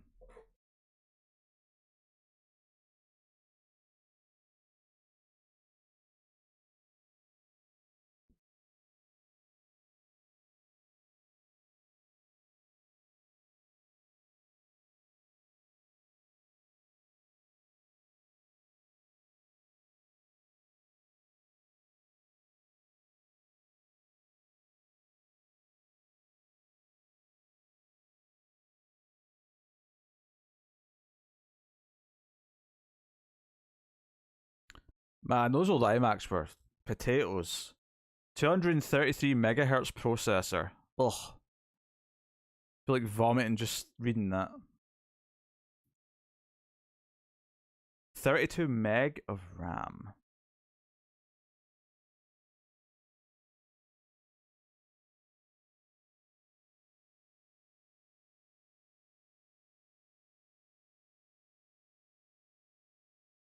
Are these two like married now?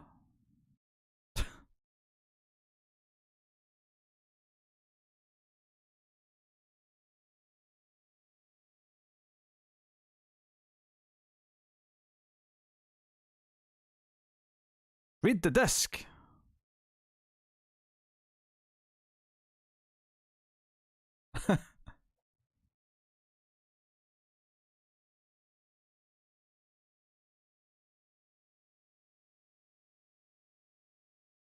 Are security not going to stop the random couple that are running into the building? No? Is that not a thing they're going to do?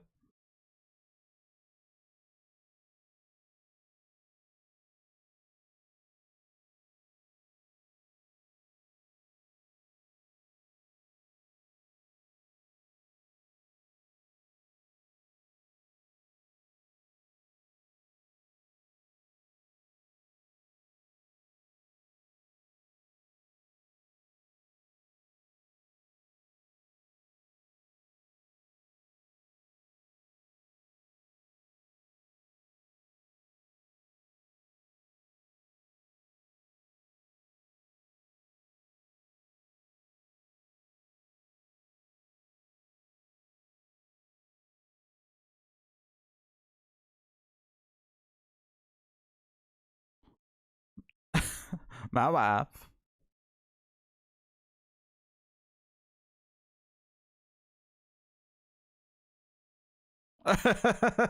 They make some of the games you call trash.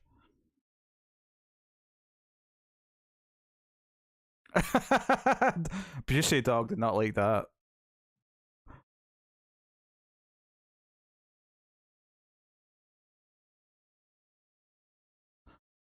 He looked at it for 10 seconds and he's offering 500 grand?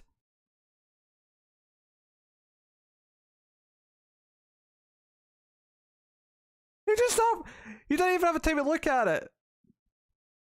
You looked at it for seconds.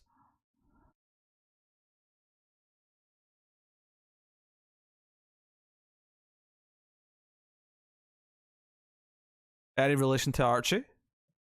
Oh, there you go. She's figured it out. Okay, very good. This must be how Konami started. Quality comment.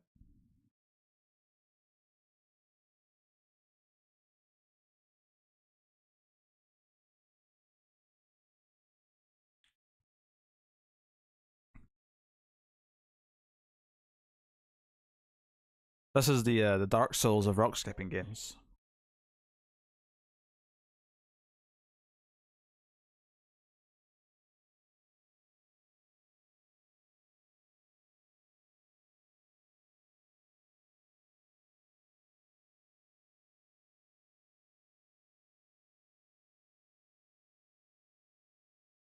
He did the thing. He saved his brother's family. Now he can go into Heavenland.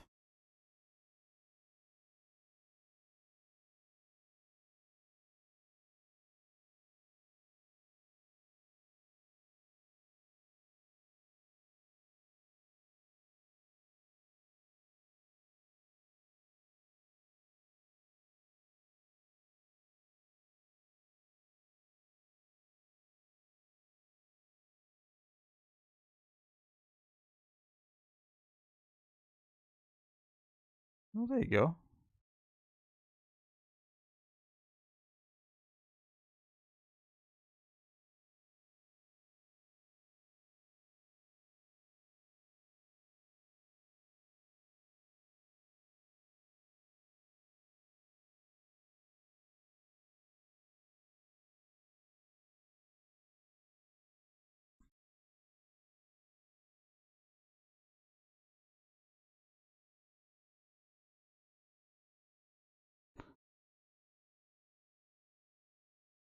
Everyone gets a puppy.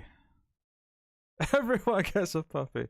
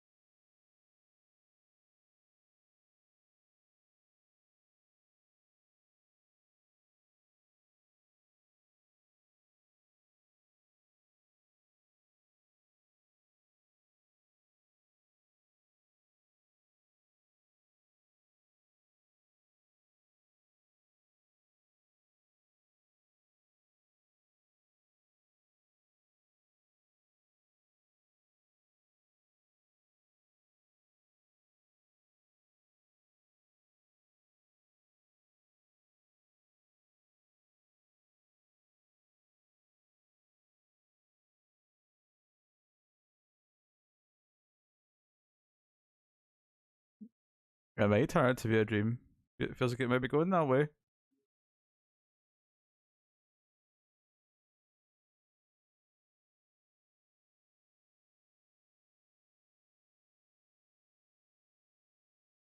He's waking up in the hospital. It was a near-death experience. He's alive. Hmm.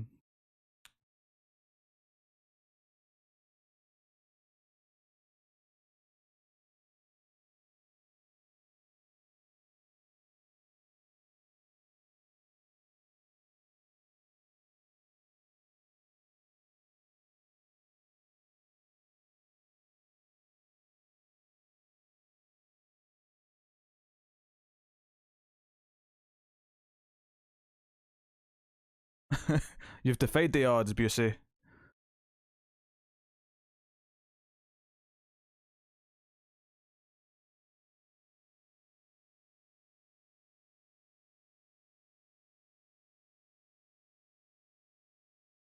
But has he learned anything? That's the real question.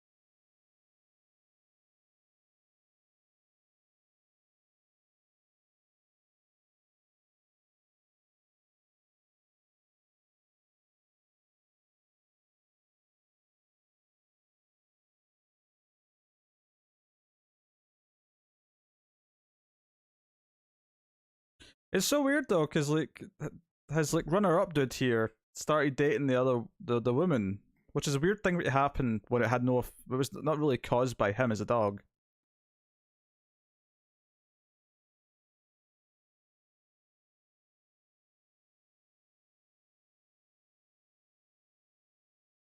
Every employee bringing their pets to them to work is a bit weird though.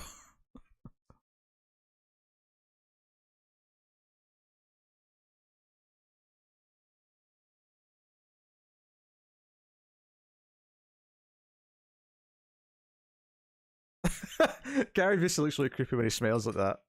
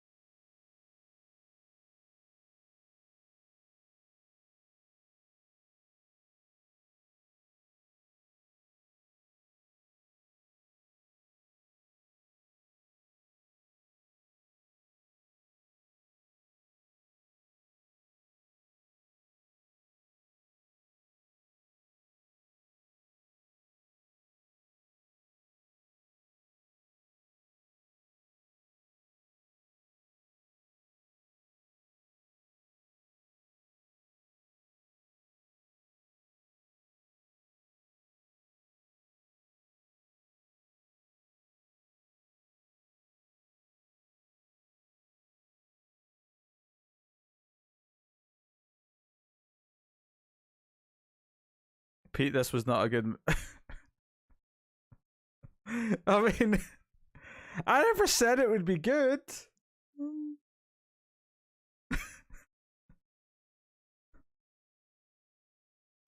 I promised you Gary Busey is a dog. It delivered on that.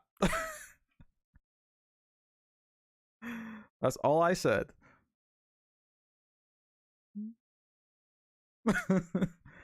He sounds like he's intimidating everyone when he talks to them, I agree.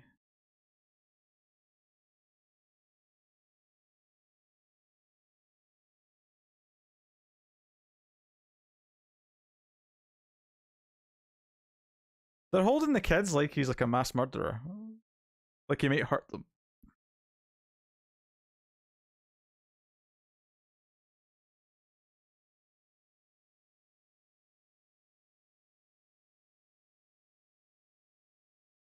What did he do to them?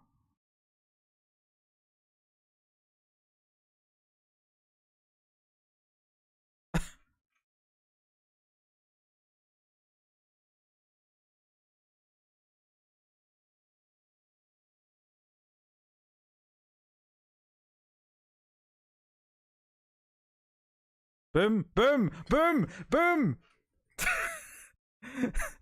The boom mic was peeking out of the shot on the dad's shot.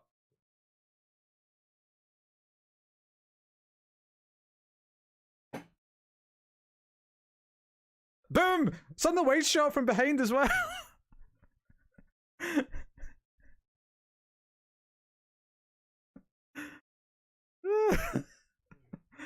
So much boom. I bet there's been a lot of boom makes in this that I've just not noticed. But I noticed it in this scene.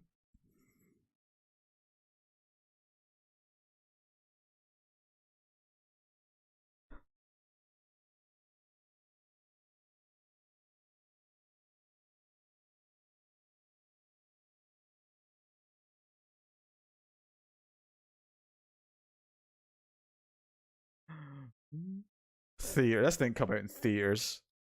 What are you talking about?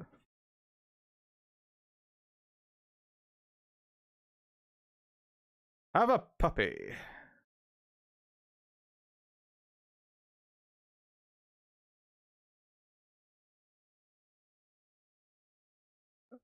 I don't feel like uncles tend to be close enough to the family of their brother or sister that they come in and have like a big speech like this and it wouldn't feel like really weird and like, well, this is nice and all, but we can start slow.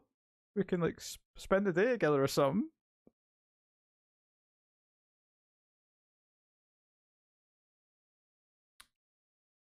Oh, we got out. But I don't know if it takes us. Yeah, it's an outtake. He was moving weird.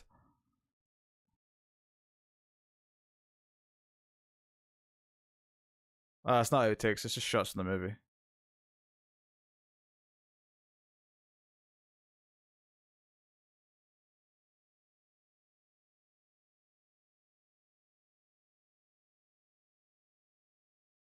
I know they're close, but like we're a family again. That's a bit weird.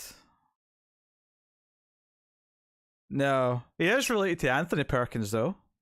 It's Anthony Perkins' son, the star of Psycho.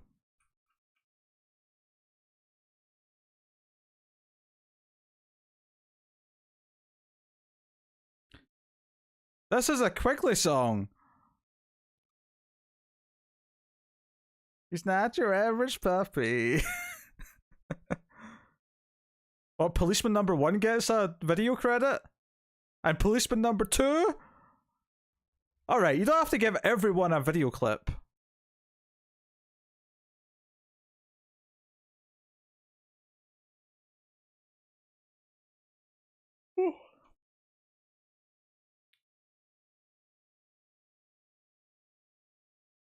Hospital nurse. Like, not everyone needs a video credit. Are they just trying to stretch this runtime out? Women on the Street gets a video credit.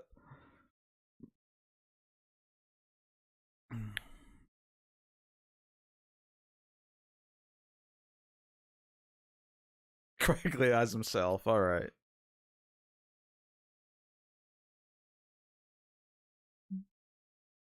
He's the man, dog. Oh dear. Let's let my ears breathe a bit, shall we? Well, I'll just give Cindy her point, shall I? For being boss at the end of the movie. Hey, you broke 80. Why not?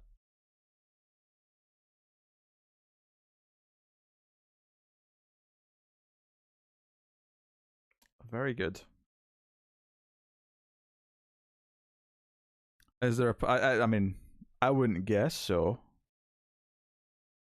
It doesn't look like it from just looking at the timeline bar. To set up the Quigley cinematic universe. If only there was such a thing. As long as Gary Busey's like the Nick Fury of it, I'd be game. But alas, it was not to be. Yeah, that cost like maybe $25 to make. I don't believe that all these crew members were paid. This is helicopter. What's the helicopter for?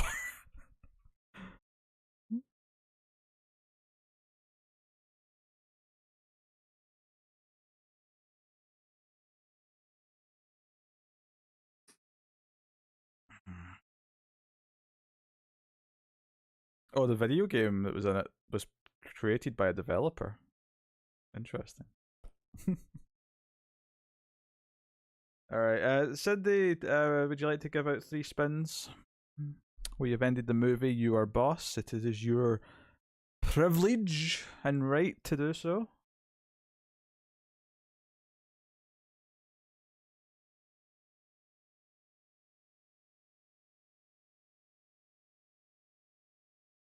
Ah, that was a helicopter. Ah, see.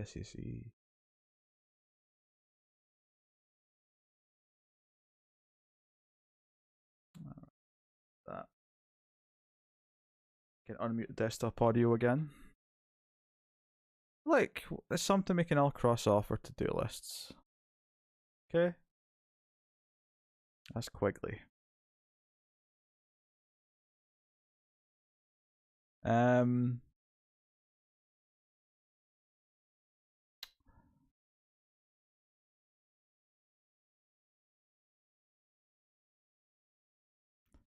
Renegade getting the 3 spins, actually. Okay.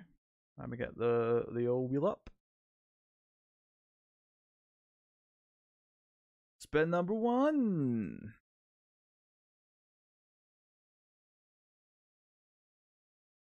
Oh, -1. It was almost -3 to Allison there, but it turned out in -1 for Renegade. Spin 2.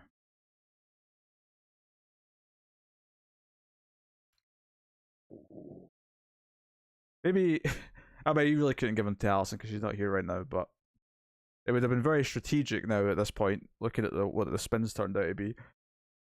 And then spin number 3.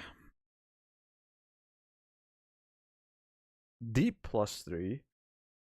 Okay. So, you, ripped Renegade's gaming heart out and held it in your hands.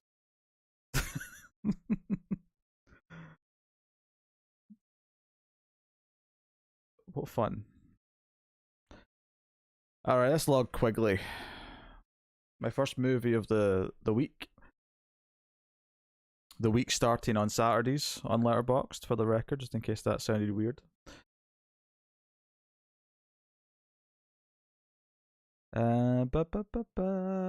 That was like a, I don't know, 3 out of 10?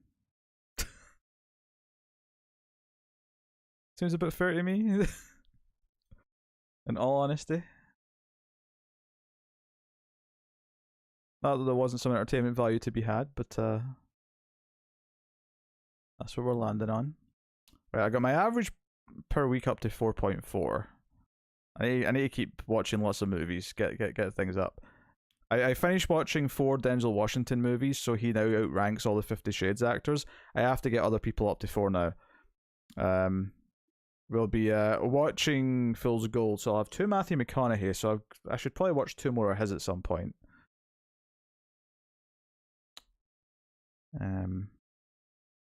We'll see who else pops up.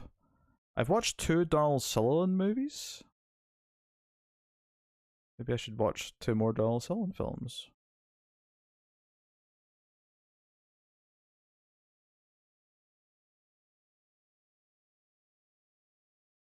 I don't know what Donald Sutherland films I would have on my to-do list. What's he been in? Clute's been on my to-do list for a while. We watch Clute.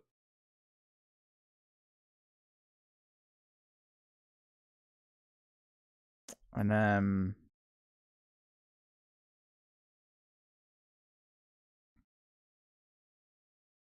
don't know what else. He's got tons of stuff. Pick a random one, I guess. Yeah, that was better than American Psycho 2. I don't believe I've seen Space Cowboys. I've also never heard anyone say it was good until you. Puppet Masters.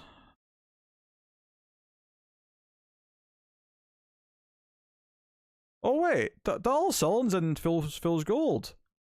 Oh shit, I'll be on 3 for him once we watch that. I just need to watch 1. Never mind. Never mind. Sometimes things just work out. The universe has a way of making things work. So, yeah, I'll just need to watch 1 after we watch Fool's Gold. Like, you'll accidentally just get some, like, doubles and triples by watching a bunch of things, and then it's like, oh, I can just target 1 more. Excellent.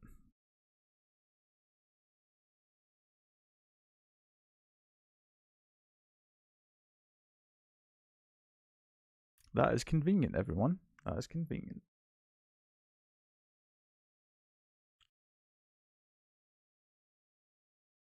Well, he's actually in a Body Snatchers movie as well, though. All right.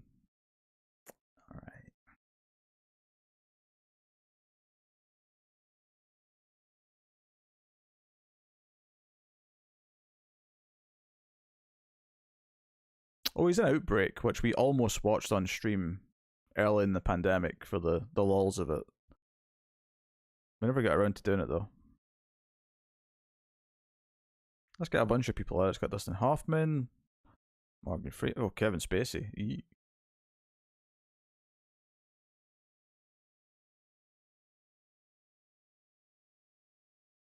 Cuba Gooding Jr., although I don't imagine wanting to watch the other Cuba Gooding Jr. movies.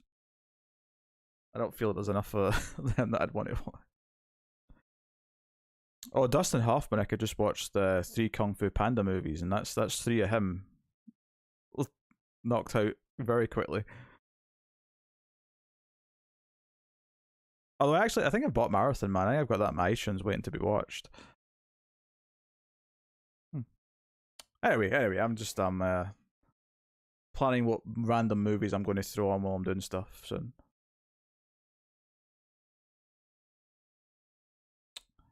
Don't mind me.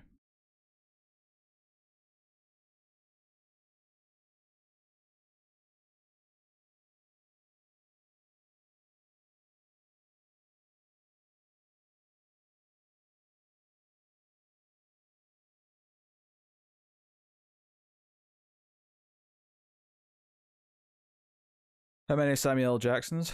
In Lifetime? I mean, this year I've only seen 1, I think, but like he's my number 1 actor, like overall, like for my Lifetime stats, easily. I think he's on like 41 or 42.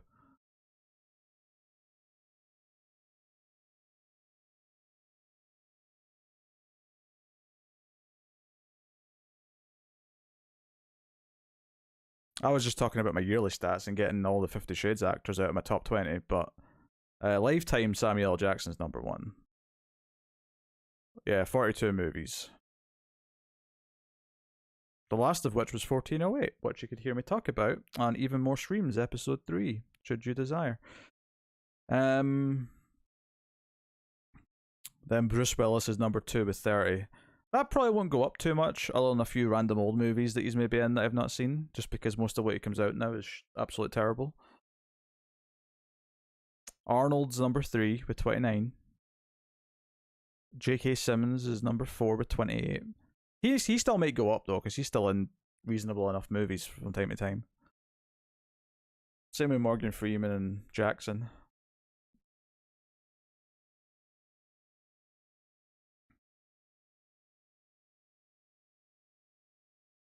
Oh, John Goodman's quite high up. I did just watch him in a movie with Denzel Washington called Fallen. Maybe he, but even still, he's quite high for what you'd think. But yeah, he's in a lot of random movies.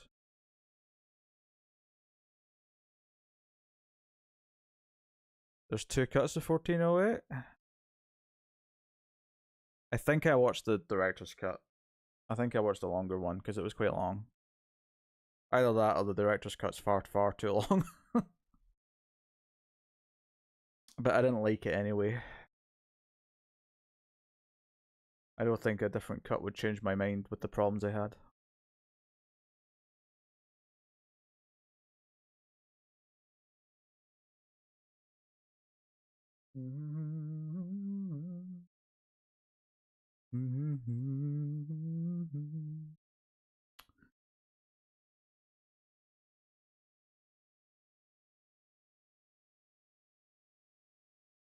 Well, there's a new Vampire Survivors patch today. I wonder how much they've added to it. Every few weeks there's a new character or a new map or something. Kinda cool.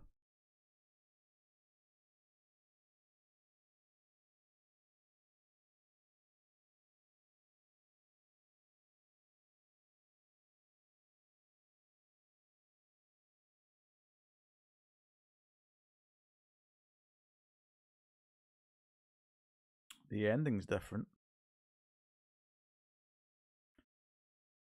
Uh,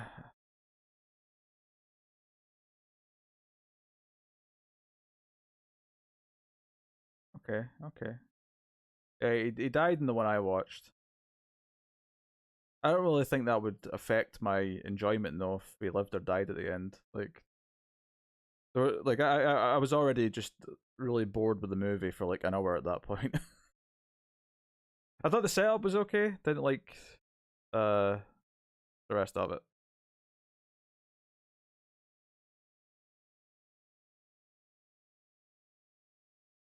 But anyway, enough about that.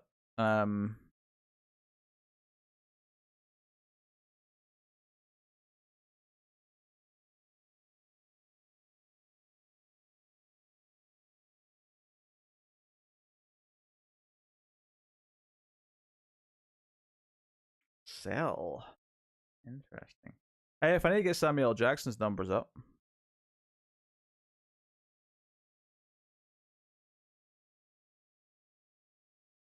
maybe I'll throw in Cell.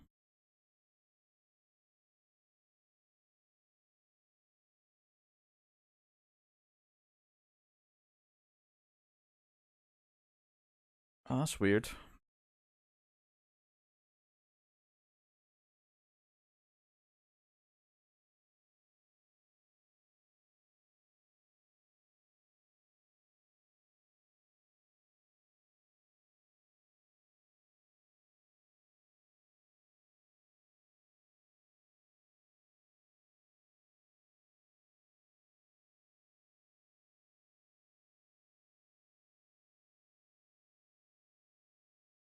Like I say, I just don't care what the ending is because I already didn't like the movie by that point.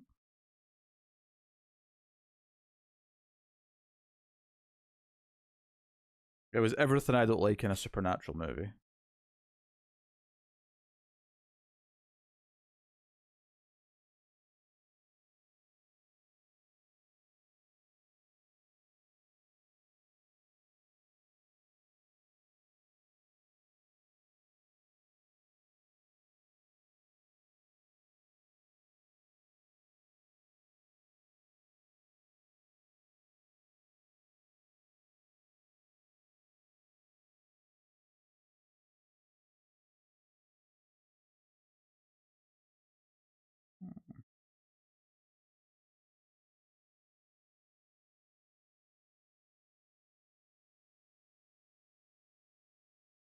Oh, it's been 20 years since The Shield started. Like today. That was its anniversary today.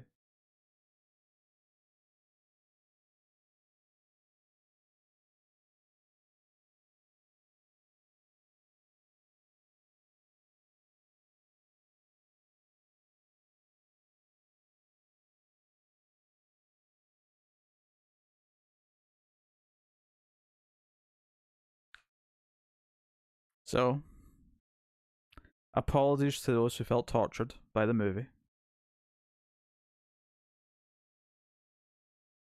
It was bad. I think it was watchable, stupid bad though.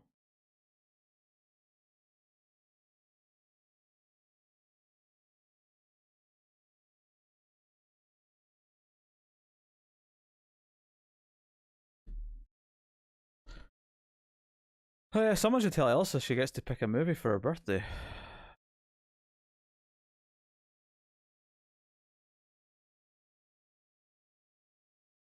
It's a thing that she gets to do now.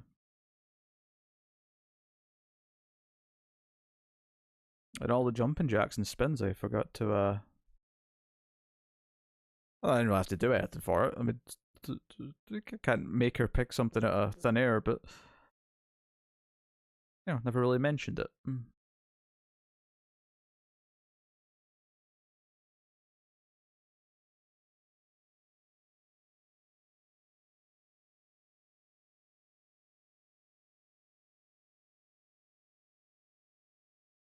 Nope, I've not started Gemstones. I will start it when I feel like it. I got too much stuff that I have to do to be starting TV shows just out of casual amusement. Mm.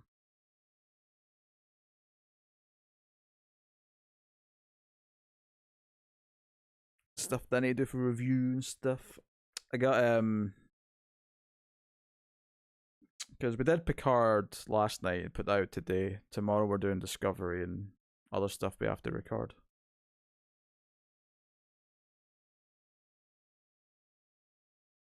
And when I've had free time, I've been playing a bit of Elden Ring or other stuff.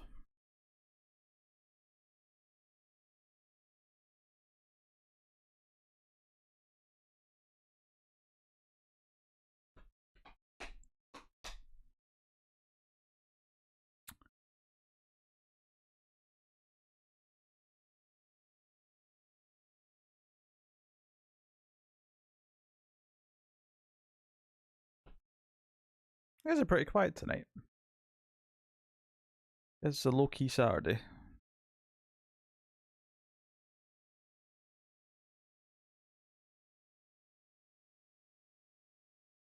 Are we doing that one show with Spock and Pike? Yeah, we're planning to. Strange New World? Or Brave New World? Strange New World. Starts in May. I think it overlaps with Picard a little bit. Won't. Nah, Picard won't last that long.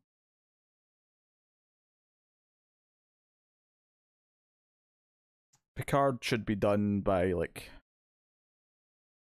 No, I may overlap with Picard actually.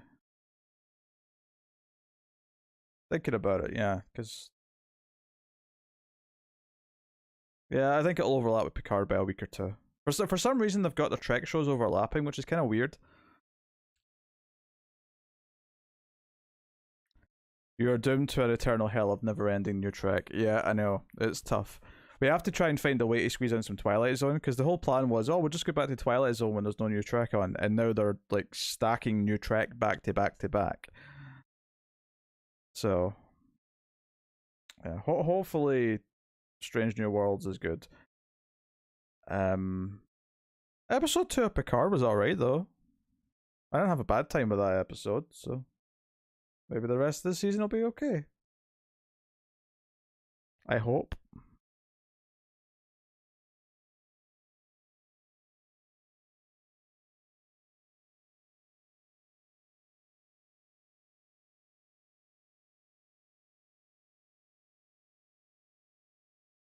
Season 1 of Picard was really, really bad. Particularly but towards the end, it got really bad. Season 2 seems more promising as of now, but no guarantees, obviously.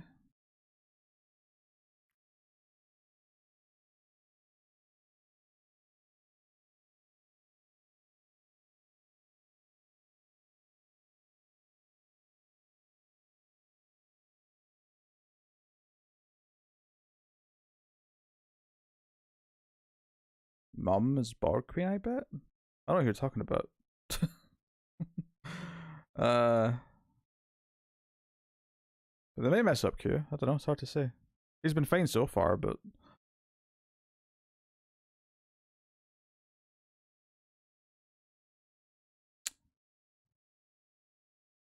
Discovery is often pretty rough. Um, it's actually kind of in an interesting place right now. I think the last few episodes, but where this season has went, the back half of this season has been kind of interesting, and it's definitely been one of the more fascinating ideas they've had as a story.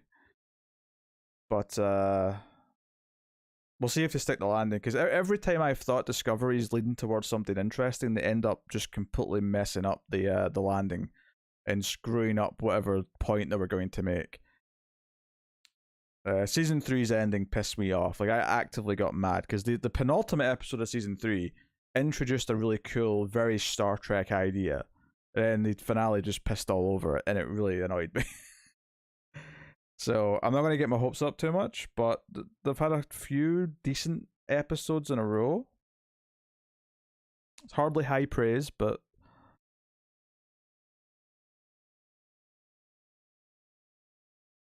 oh, Picard's mom. I'm pretty sure Picard's mom's dead. He's like 90 in the show. But again, there is time travel going on, so I mean, we'll see. Is Connor still doing stuff?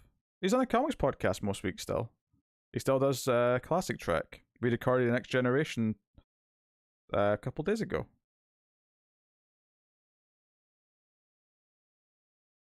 I mean, that's been his thing for a while. Is a comics podcast and Star Trek Next Gen.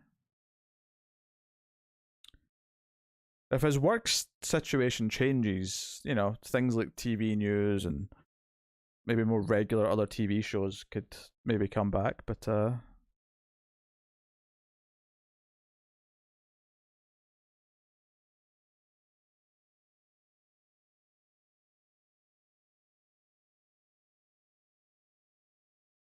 his mum died saving.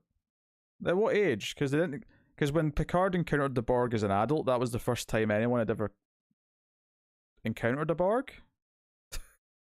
No one had heard of the Borg. At least the humans had never heard of a Borg when Picard first encountered one as an adult. So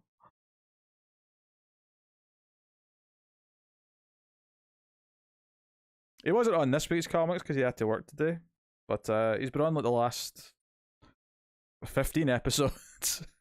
He'll be back next week.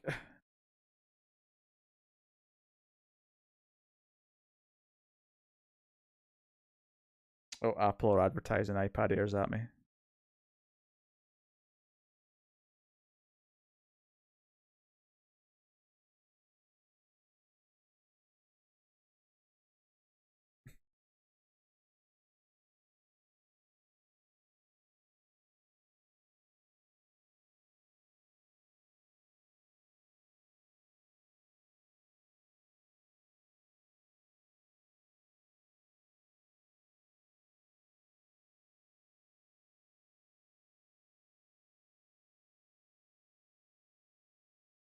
I mean, Rich could be quite good with these theories, but I feel like I need context. I've not watched their Picard episode 1 video yet, so I don't know have the context for this.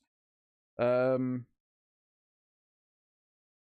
Everyone makes mistakes, says teen who karate kicked 74-year-old man into river.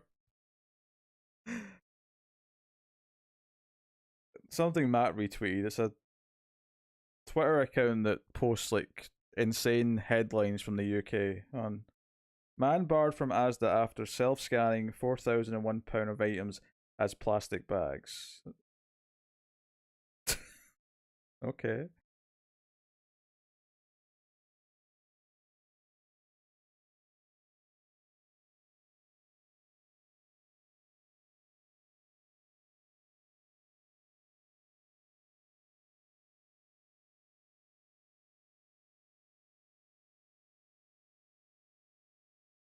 Yeah, but it wasn't Borg though, right? Because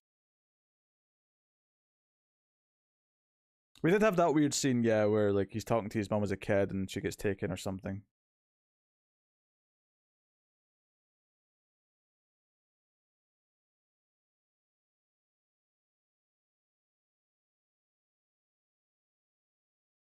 Suspect who led police on a 35-mile car chase only had a Legoland driving license.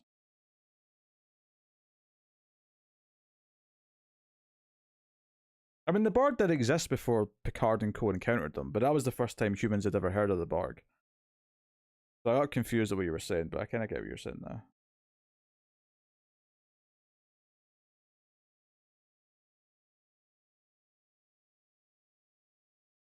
Horror at Chester Zoo as monkey snatches seagull from sky and savagely smashes it to death. That's a Bob headline. Like my favorite episode of the X Files. I've only ever seen season 1 and season 10 of the X Files, so I have a really weird perspective on X Files.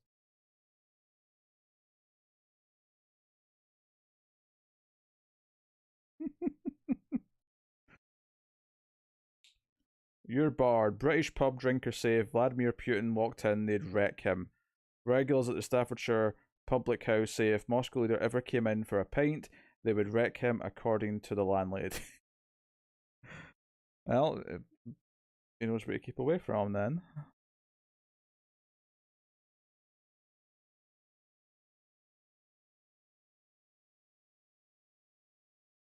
The press parrot who stopped talking, finds voice and tells New Honor to F off. Okay. Dad, age 50, going to Ukraine to fight because he's not doing much.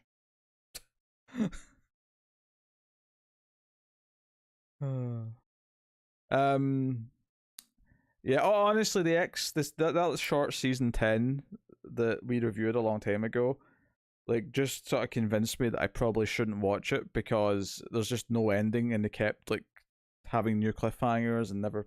I mean, I don't know if because they came back for a season 11, which was like 10 episodes. I have no idea if they actually gave it any sense of finality, but it's a shame because I do think there's probably a lot of great X Files episodes that I would enjoy, but it's difficult because I know that it's just going to lead to petering out and being lame.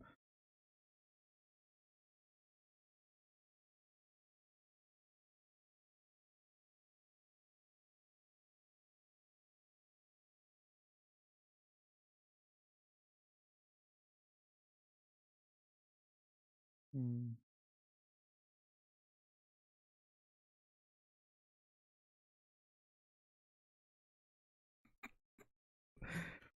Man is ordered to carry out 75 hours of unpaid work after he deliberately farted at police during a strip search and asked them, "How do you like that?" It's pretty funny.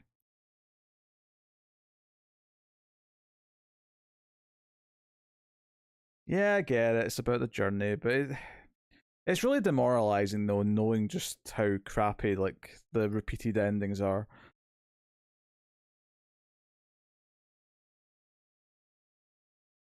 Hmm.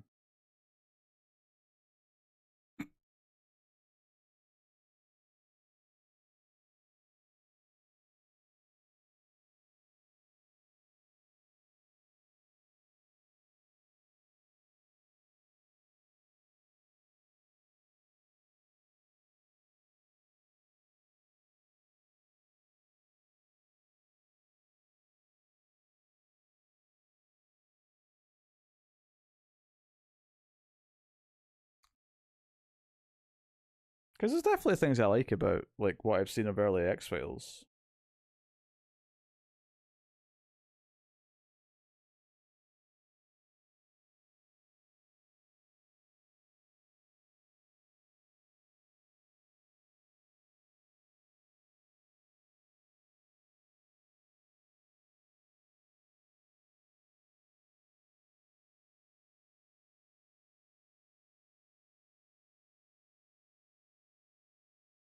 ITV Lorraine under fire for cutting from Ukraine to Avril Lavigne interview. The Scottish TV presenter addressed the crisis in Ukraine before saying, "Life goes on," and introducing Skater Boy singer Avril. That's actually pretty funny to me. Hey, Elsa. Guess what, Elsa? You get to pick a birthday movie. People hit the goal. So we're, dare I say, at your mercy.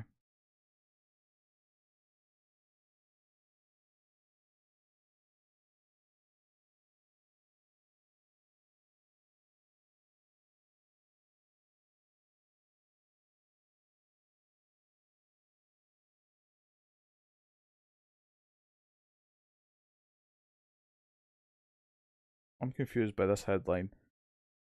Woman in sumo wrestler suit assaults ex-girlfriend who waved at a man dressed as Snickers bar.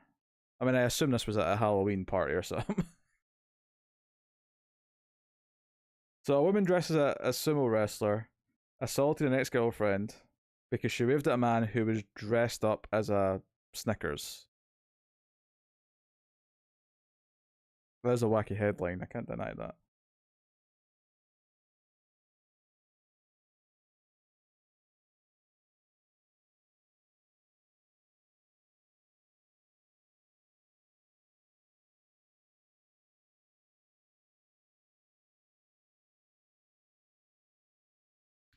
The movie was not good. It was terrible, but it did. I was amused at the terribleness of this one, more so than some others. Although Cindy's not happy about it.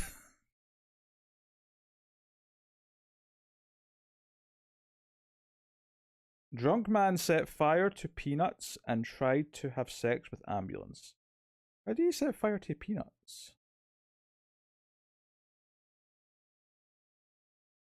Yeah, I've got a feeling that's true as well, Fletcher, but it spiced up the headline a fair bit. I think that's a bit of a stretch.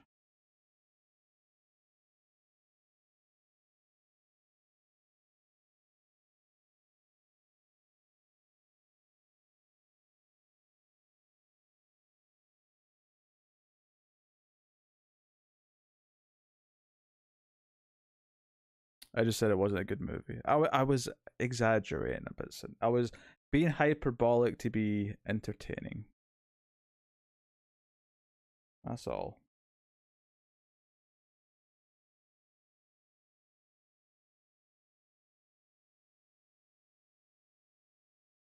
Man jailed after getting his mum to make him a sandwich. He was jailed for 7 months. I feel like I want context for that one, but okay. Uh,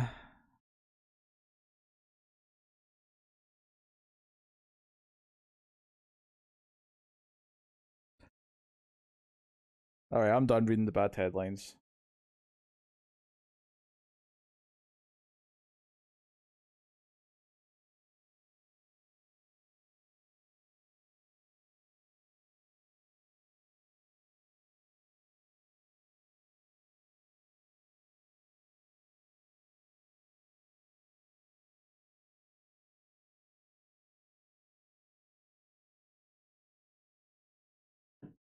I was looking at a Twitter account that posts crazy UK news headlines.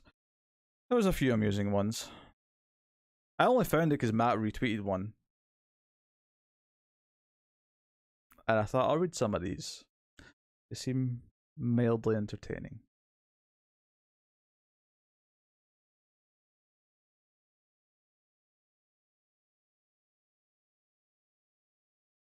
So Elsa, do you have a pick? Do you have something in mind for your birthday movie?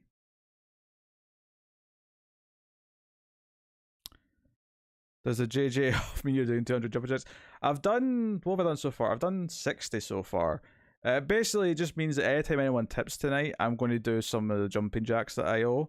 So we started at 625, and I've done 60, but Cindy did add on 10 because we did unfortunately land on jumping jacks in one of the spins. So, yeah. But I've done 60 so far, although I've only actually put it down by 50 because Cindy was evil and added more. Which is, I suppose, it's impossible not to add more now, unless there's a spin that takes a jumping jack multiplier away, I suppose, but you know what I mean.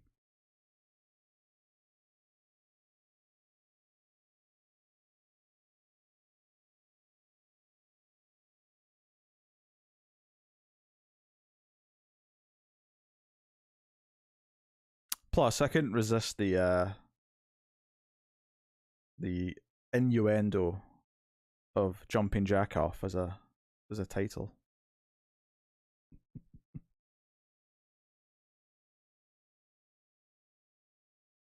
And let's be honest, I had a sticking suspicion the movie may not be amazing, so I thought I'll spice up the night with an extra little stipulation.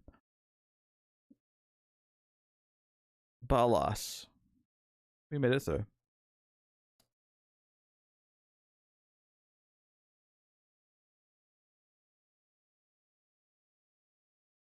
That I either like or have never seen.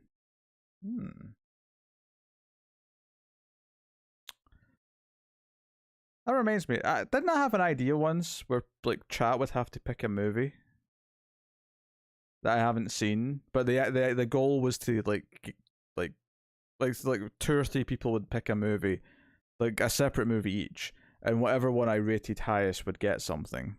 So whoever picked the movie I rated the highest out of 10 would get something. The idea being that I'd have to pick a winner based on quality to encourage people to pick good things, but I don't know. The movie is for Elsa, but Elsa doesn't want to torture me.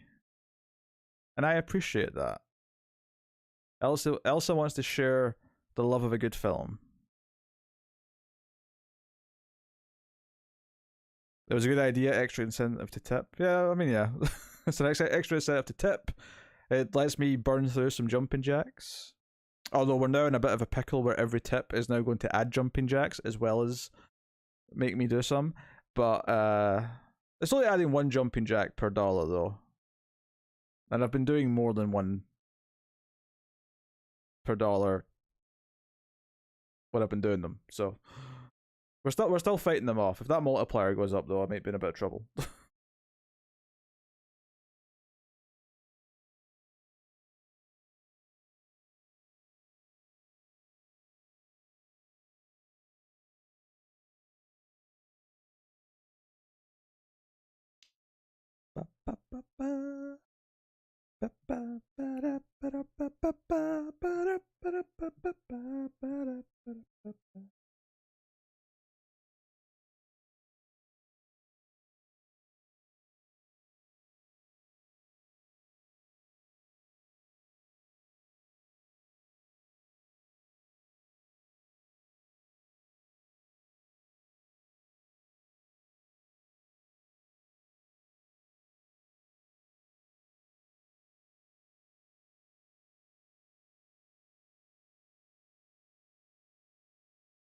Am I going to review the Adam Project? It wasn't on the immediate to-do list, no. I guess it's technically sci-fi? I'll be honest, I've only seen like a little bit of the trailer. I wasn't really it played before Batman in the theater, but I wasn't really paying attention to it. But it seemed like it might be science fiction. But we're all booked up on Ace for a few weeks because we got a vote winner to do, and then we have all of April's themed movies to record. So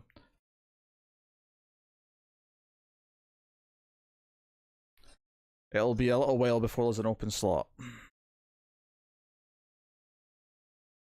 Because we're a little bit ahead in recording, so the next one you're getting's already been recorded.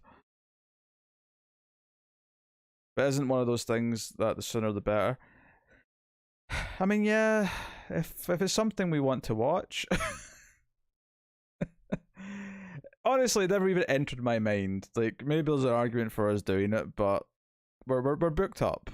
We have March's vote winner to do, and then we have to go straight into the April movies. And we like our theme months on Ace. They're a good time. You're going to be getting 90s Alien movies, which will be wrapped up on Alien Day with Alien 3, but you'll get 2 other movies before that, and then there'll be a vote for Patreon going up soon for whatever the 4th 90s Alien movie is that we'll do in the month of April.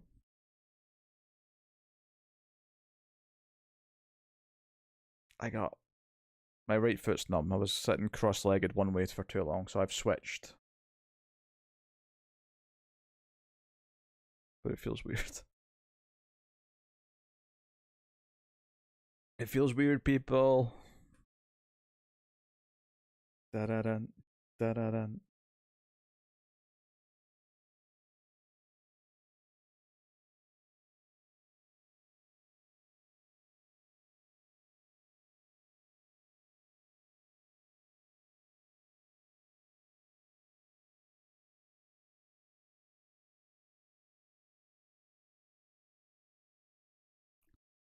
That sounds like a lot of fun 90s alien films. Oh, I mean, Alien 3 I've seen before. Of the two that I know we're doing, because we've picked them, I've seen one of them, and the other one I have not seen. That's one that's been on my to watch list for a long time, so I hope that Charlie Sheen one is in the vote. You know, it might be, Cindy. It might be in the vote. I'm sure I've got the four that I'm going to put in the vote noted down somewhere.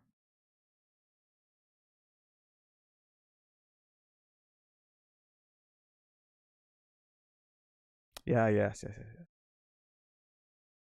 Yes, The Arrival.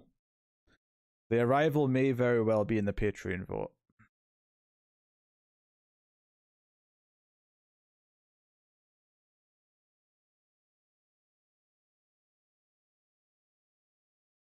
Along with three other winners.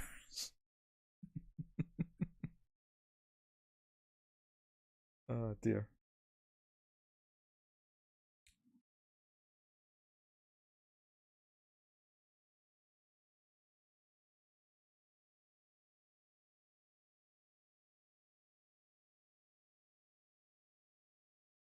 Not to be confused with Arrival starring Amy Adams and Jeremy Renner.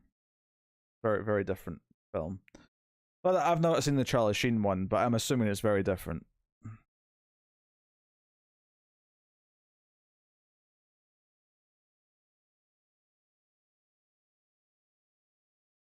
At least in quality, if not subject.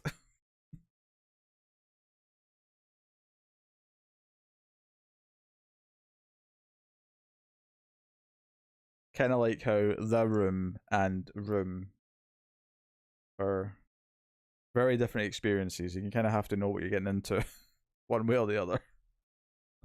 One is Tommy Wiseau's magnum opus.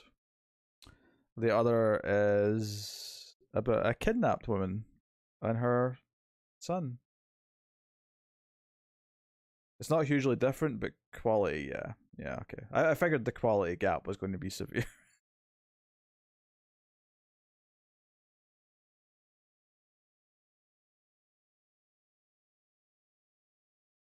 And I don't usually associate Charlie Sheen with you know, high standards, alright? So is daylight savings kicking in for Americans like tonight after midnight? Or is it Sunday night after midnight?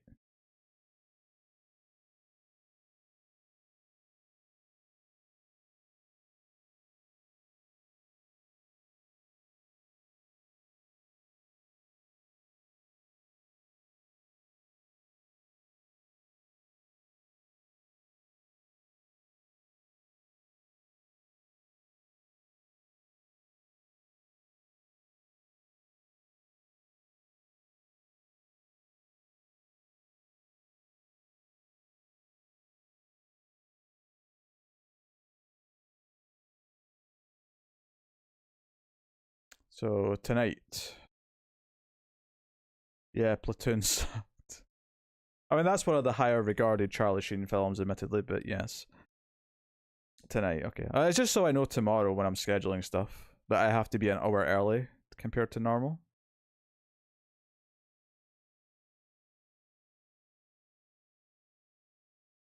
It just means I have to worry about it tomorrow. Is kind of my point. When is it happening here? Let's have a quick peek.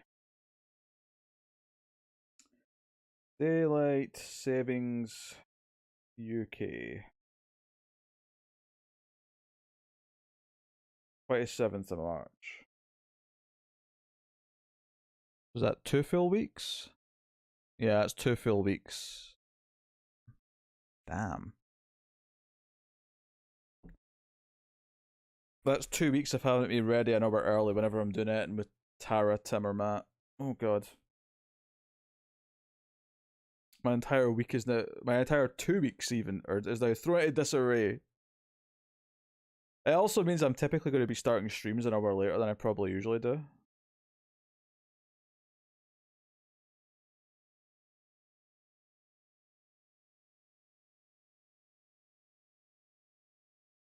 Oh, maybe not. Maybe I'll just start an hour earlier on Tuesday, but I'll see how I'm feeling. I have a good reason to go either way. Either I do it at the time I normally do it and just be like, suck it, it's an hour later, but for most people, or just do it an hour early because I want to go to bed early. I don't know.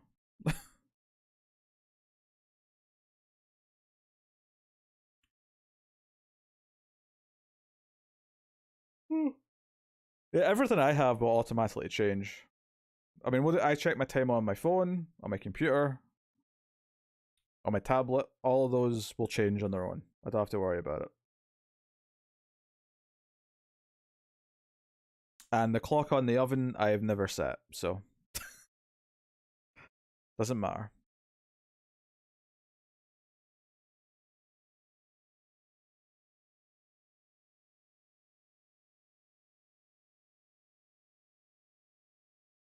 Is it a clack? A clack? Is it a cat clock, Elsa? With the tail swinging? I hope so. Seems like it'd fit you to a T. Mm.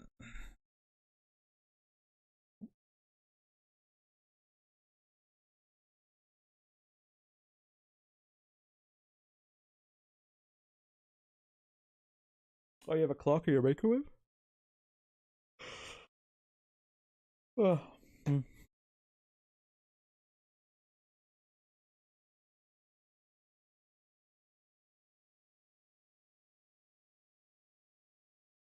Oh, that's a shame.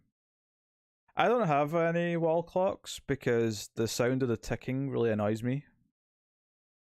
Not like in general. I don't mind it as like a background noise sometimes, but I don't like it when I'm watching a movie. When I'm watching a movie, I want silence, and the ticking just annoys me. All I can hear is ticking when I'm trying to listen to the movie, and it annoys me. So no wall clocks for me. Not mechanical ones anyway. I don't know if you get digital wall clocks, but if you do, I suppose I could get one of those, but I don't really care.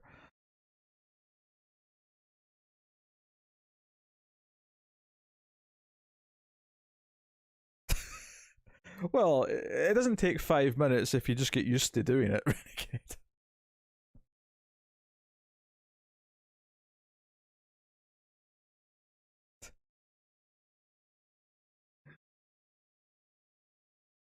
Ah.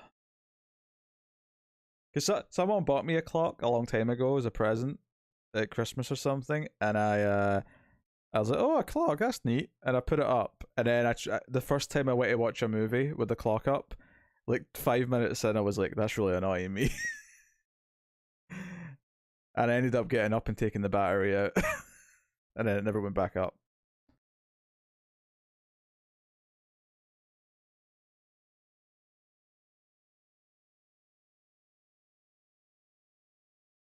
So, you know, felt a little bit bad because it was a present, but I mean, ultimately, it's about what I want and what I like. My choice was made.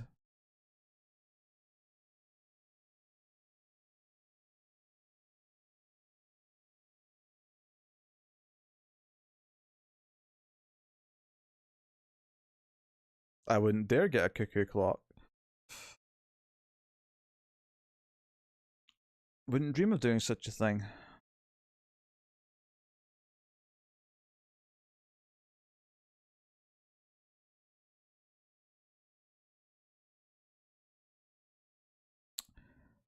Part of me wants to squeeze in a movie before bed, but I don't think I can be arsed.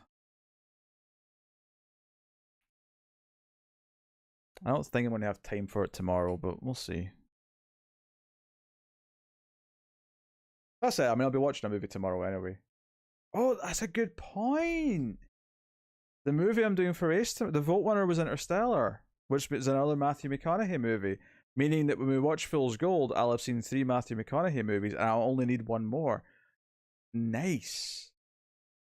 So I'll be at a point where I only need one more Matthew McConaughey movie and one more Donald Sutherland movie, and those two will be on 4. And that'll be 3 people above all the 50 Shades actors on my top actors of the year. Nice.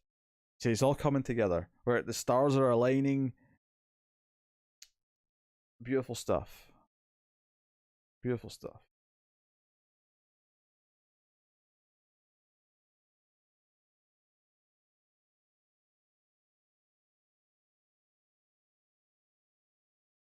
I'm obsessed with getting rid of these 50 Shades actors off my 20 most watched actors of the year. Yeah, I am obsessed with that. I can't be having it. So Elsa, because I've watched all three 50 Shades movies this year, when I go to my letterbox statistics, my top 20 watched actors of the year are almost entirely 50 Shades actors. So I have to watch 4 movies from an actor so that they'll outrank all of them. And if I do that enough times, it'll knock all of the 50 Shades actors off the top 20.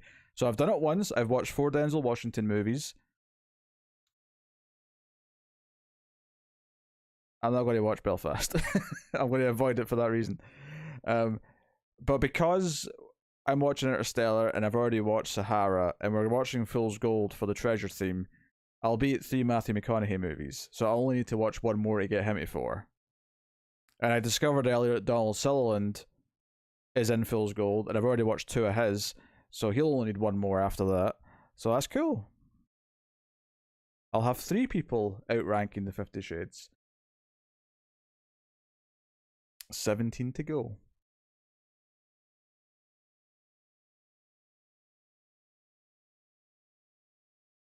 And if I happen to watch anything that has a 50 Shades actor in it, then I'm just going to have to watch more of everyone else.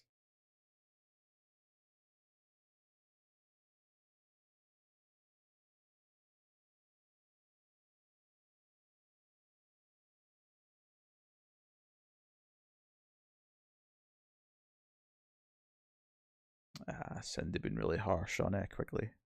Oh, you watched The Fly today, Cindy. That's why you were asking. You seem to enjoy it well enough.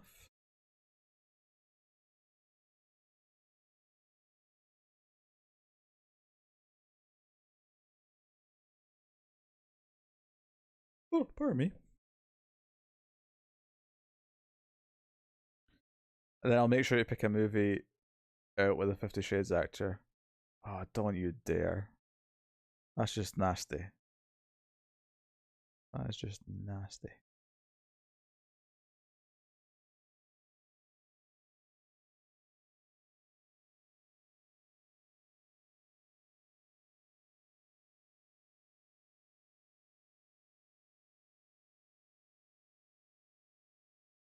Okay.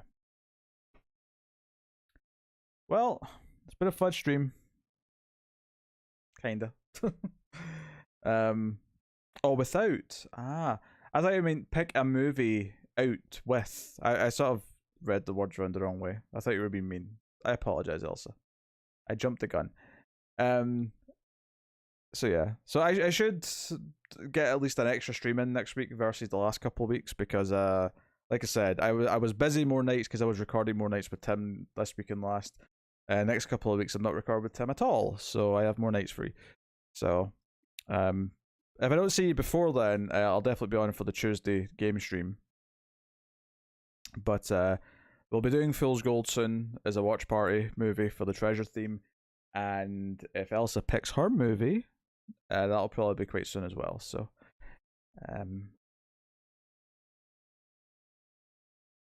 but yeah. So thank you very much for joining me. Thank you to the tippers. It has been a pleasure. Hopefully you had fun. Apologies for the low amount of streams recently. It's just been a very busy recording schedule. But I will see you guys soon. So thank you once again. Good night and goodbye.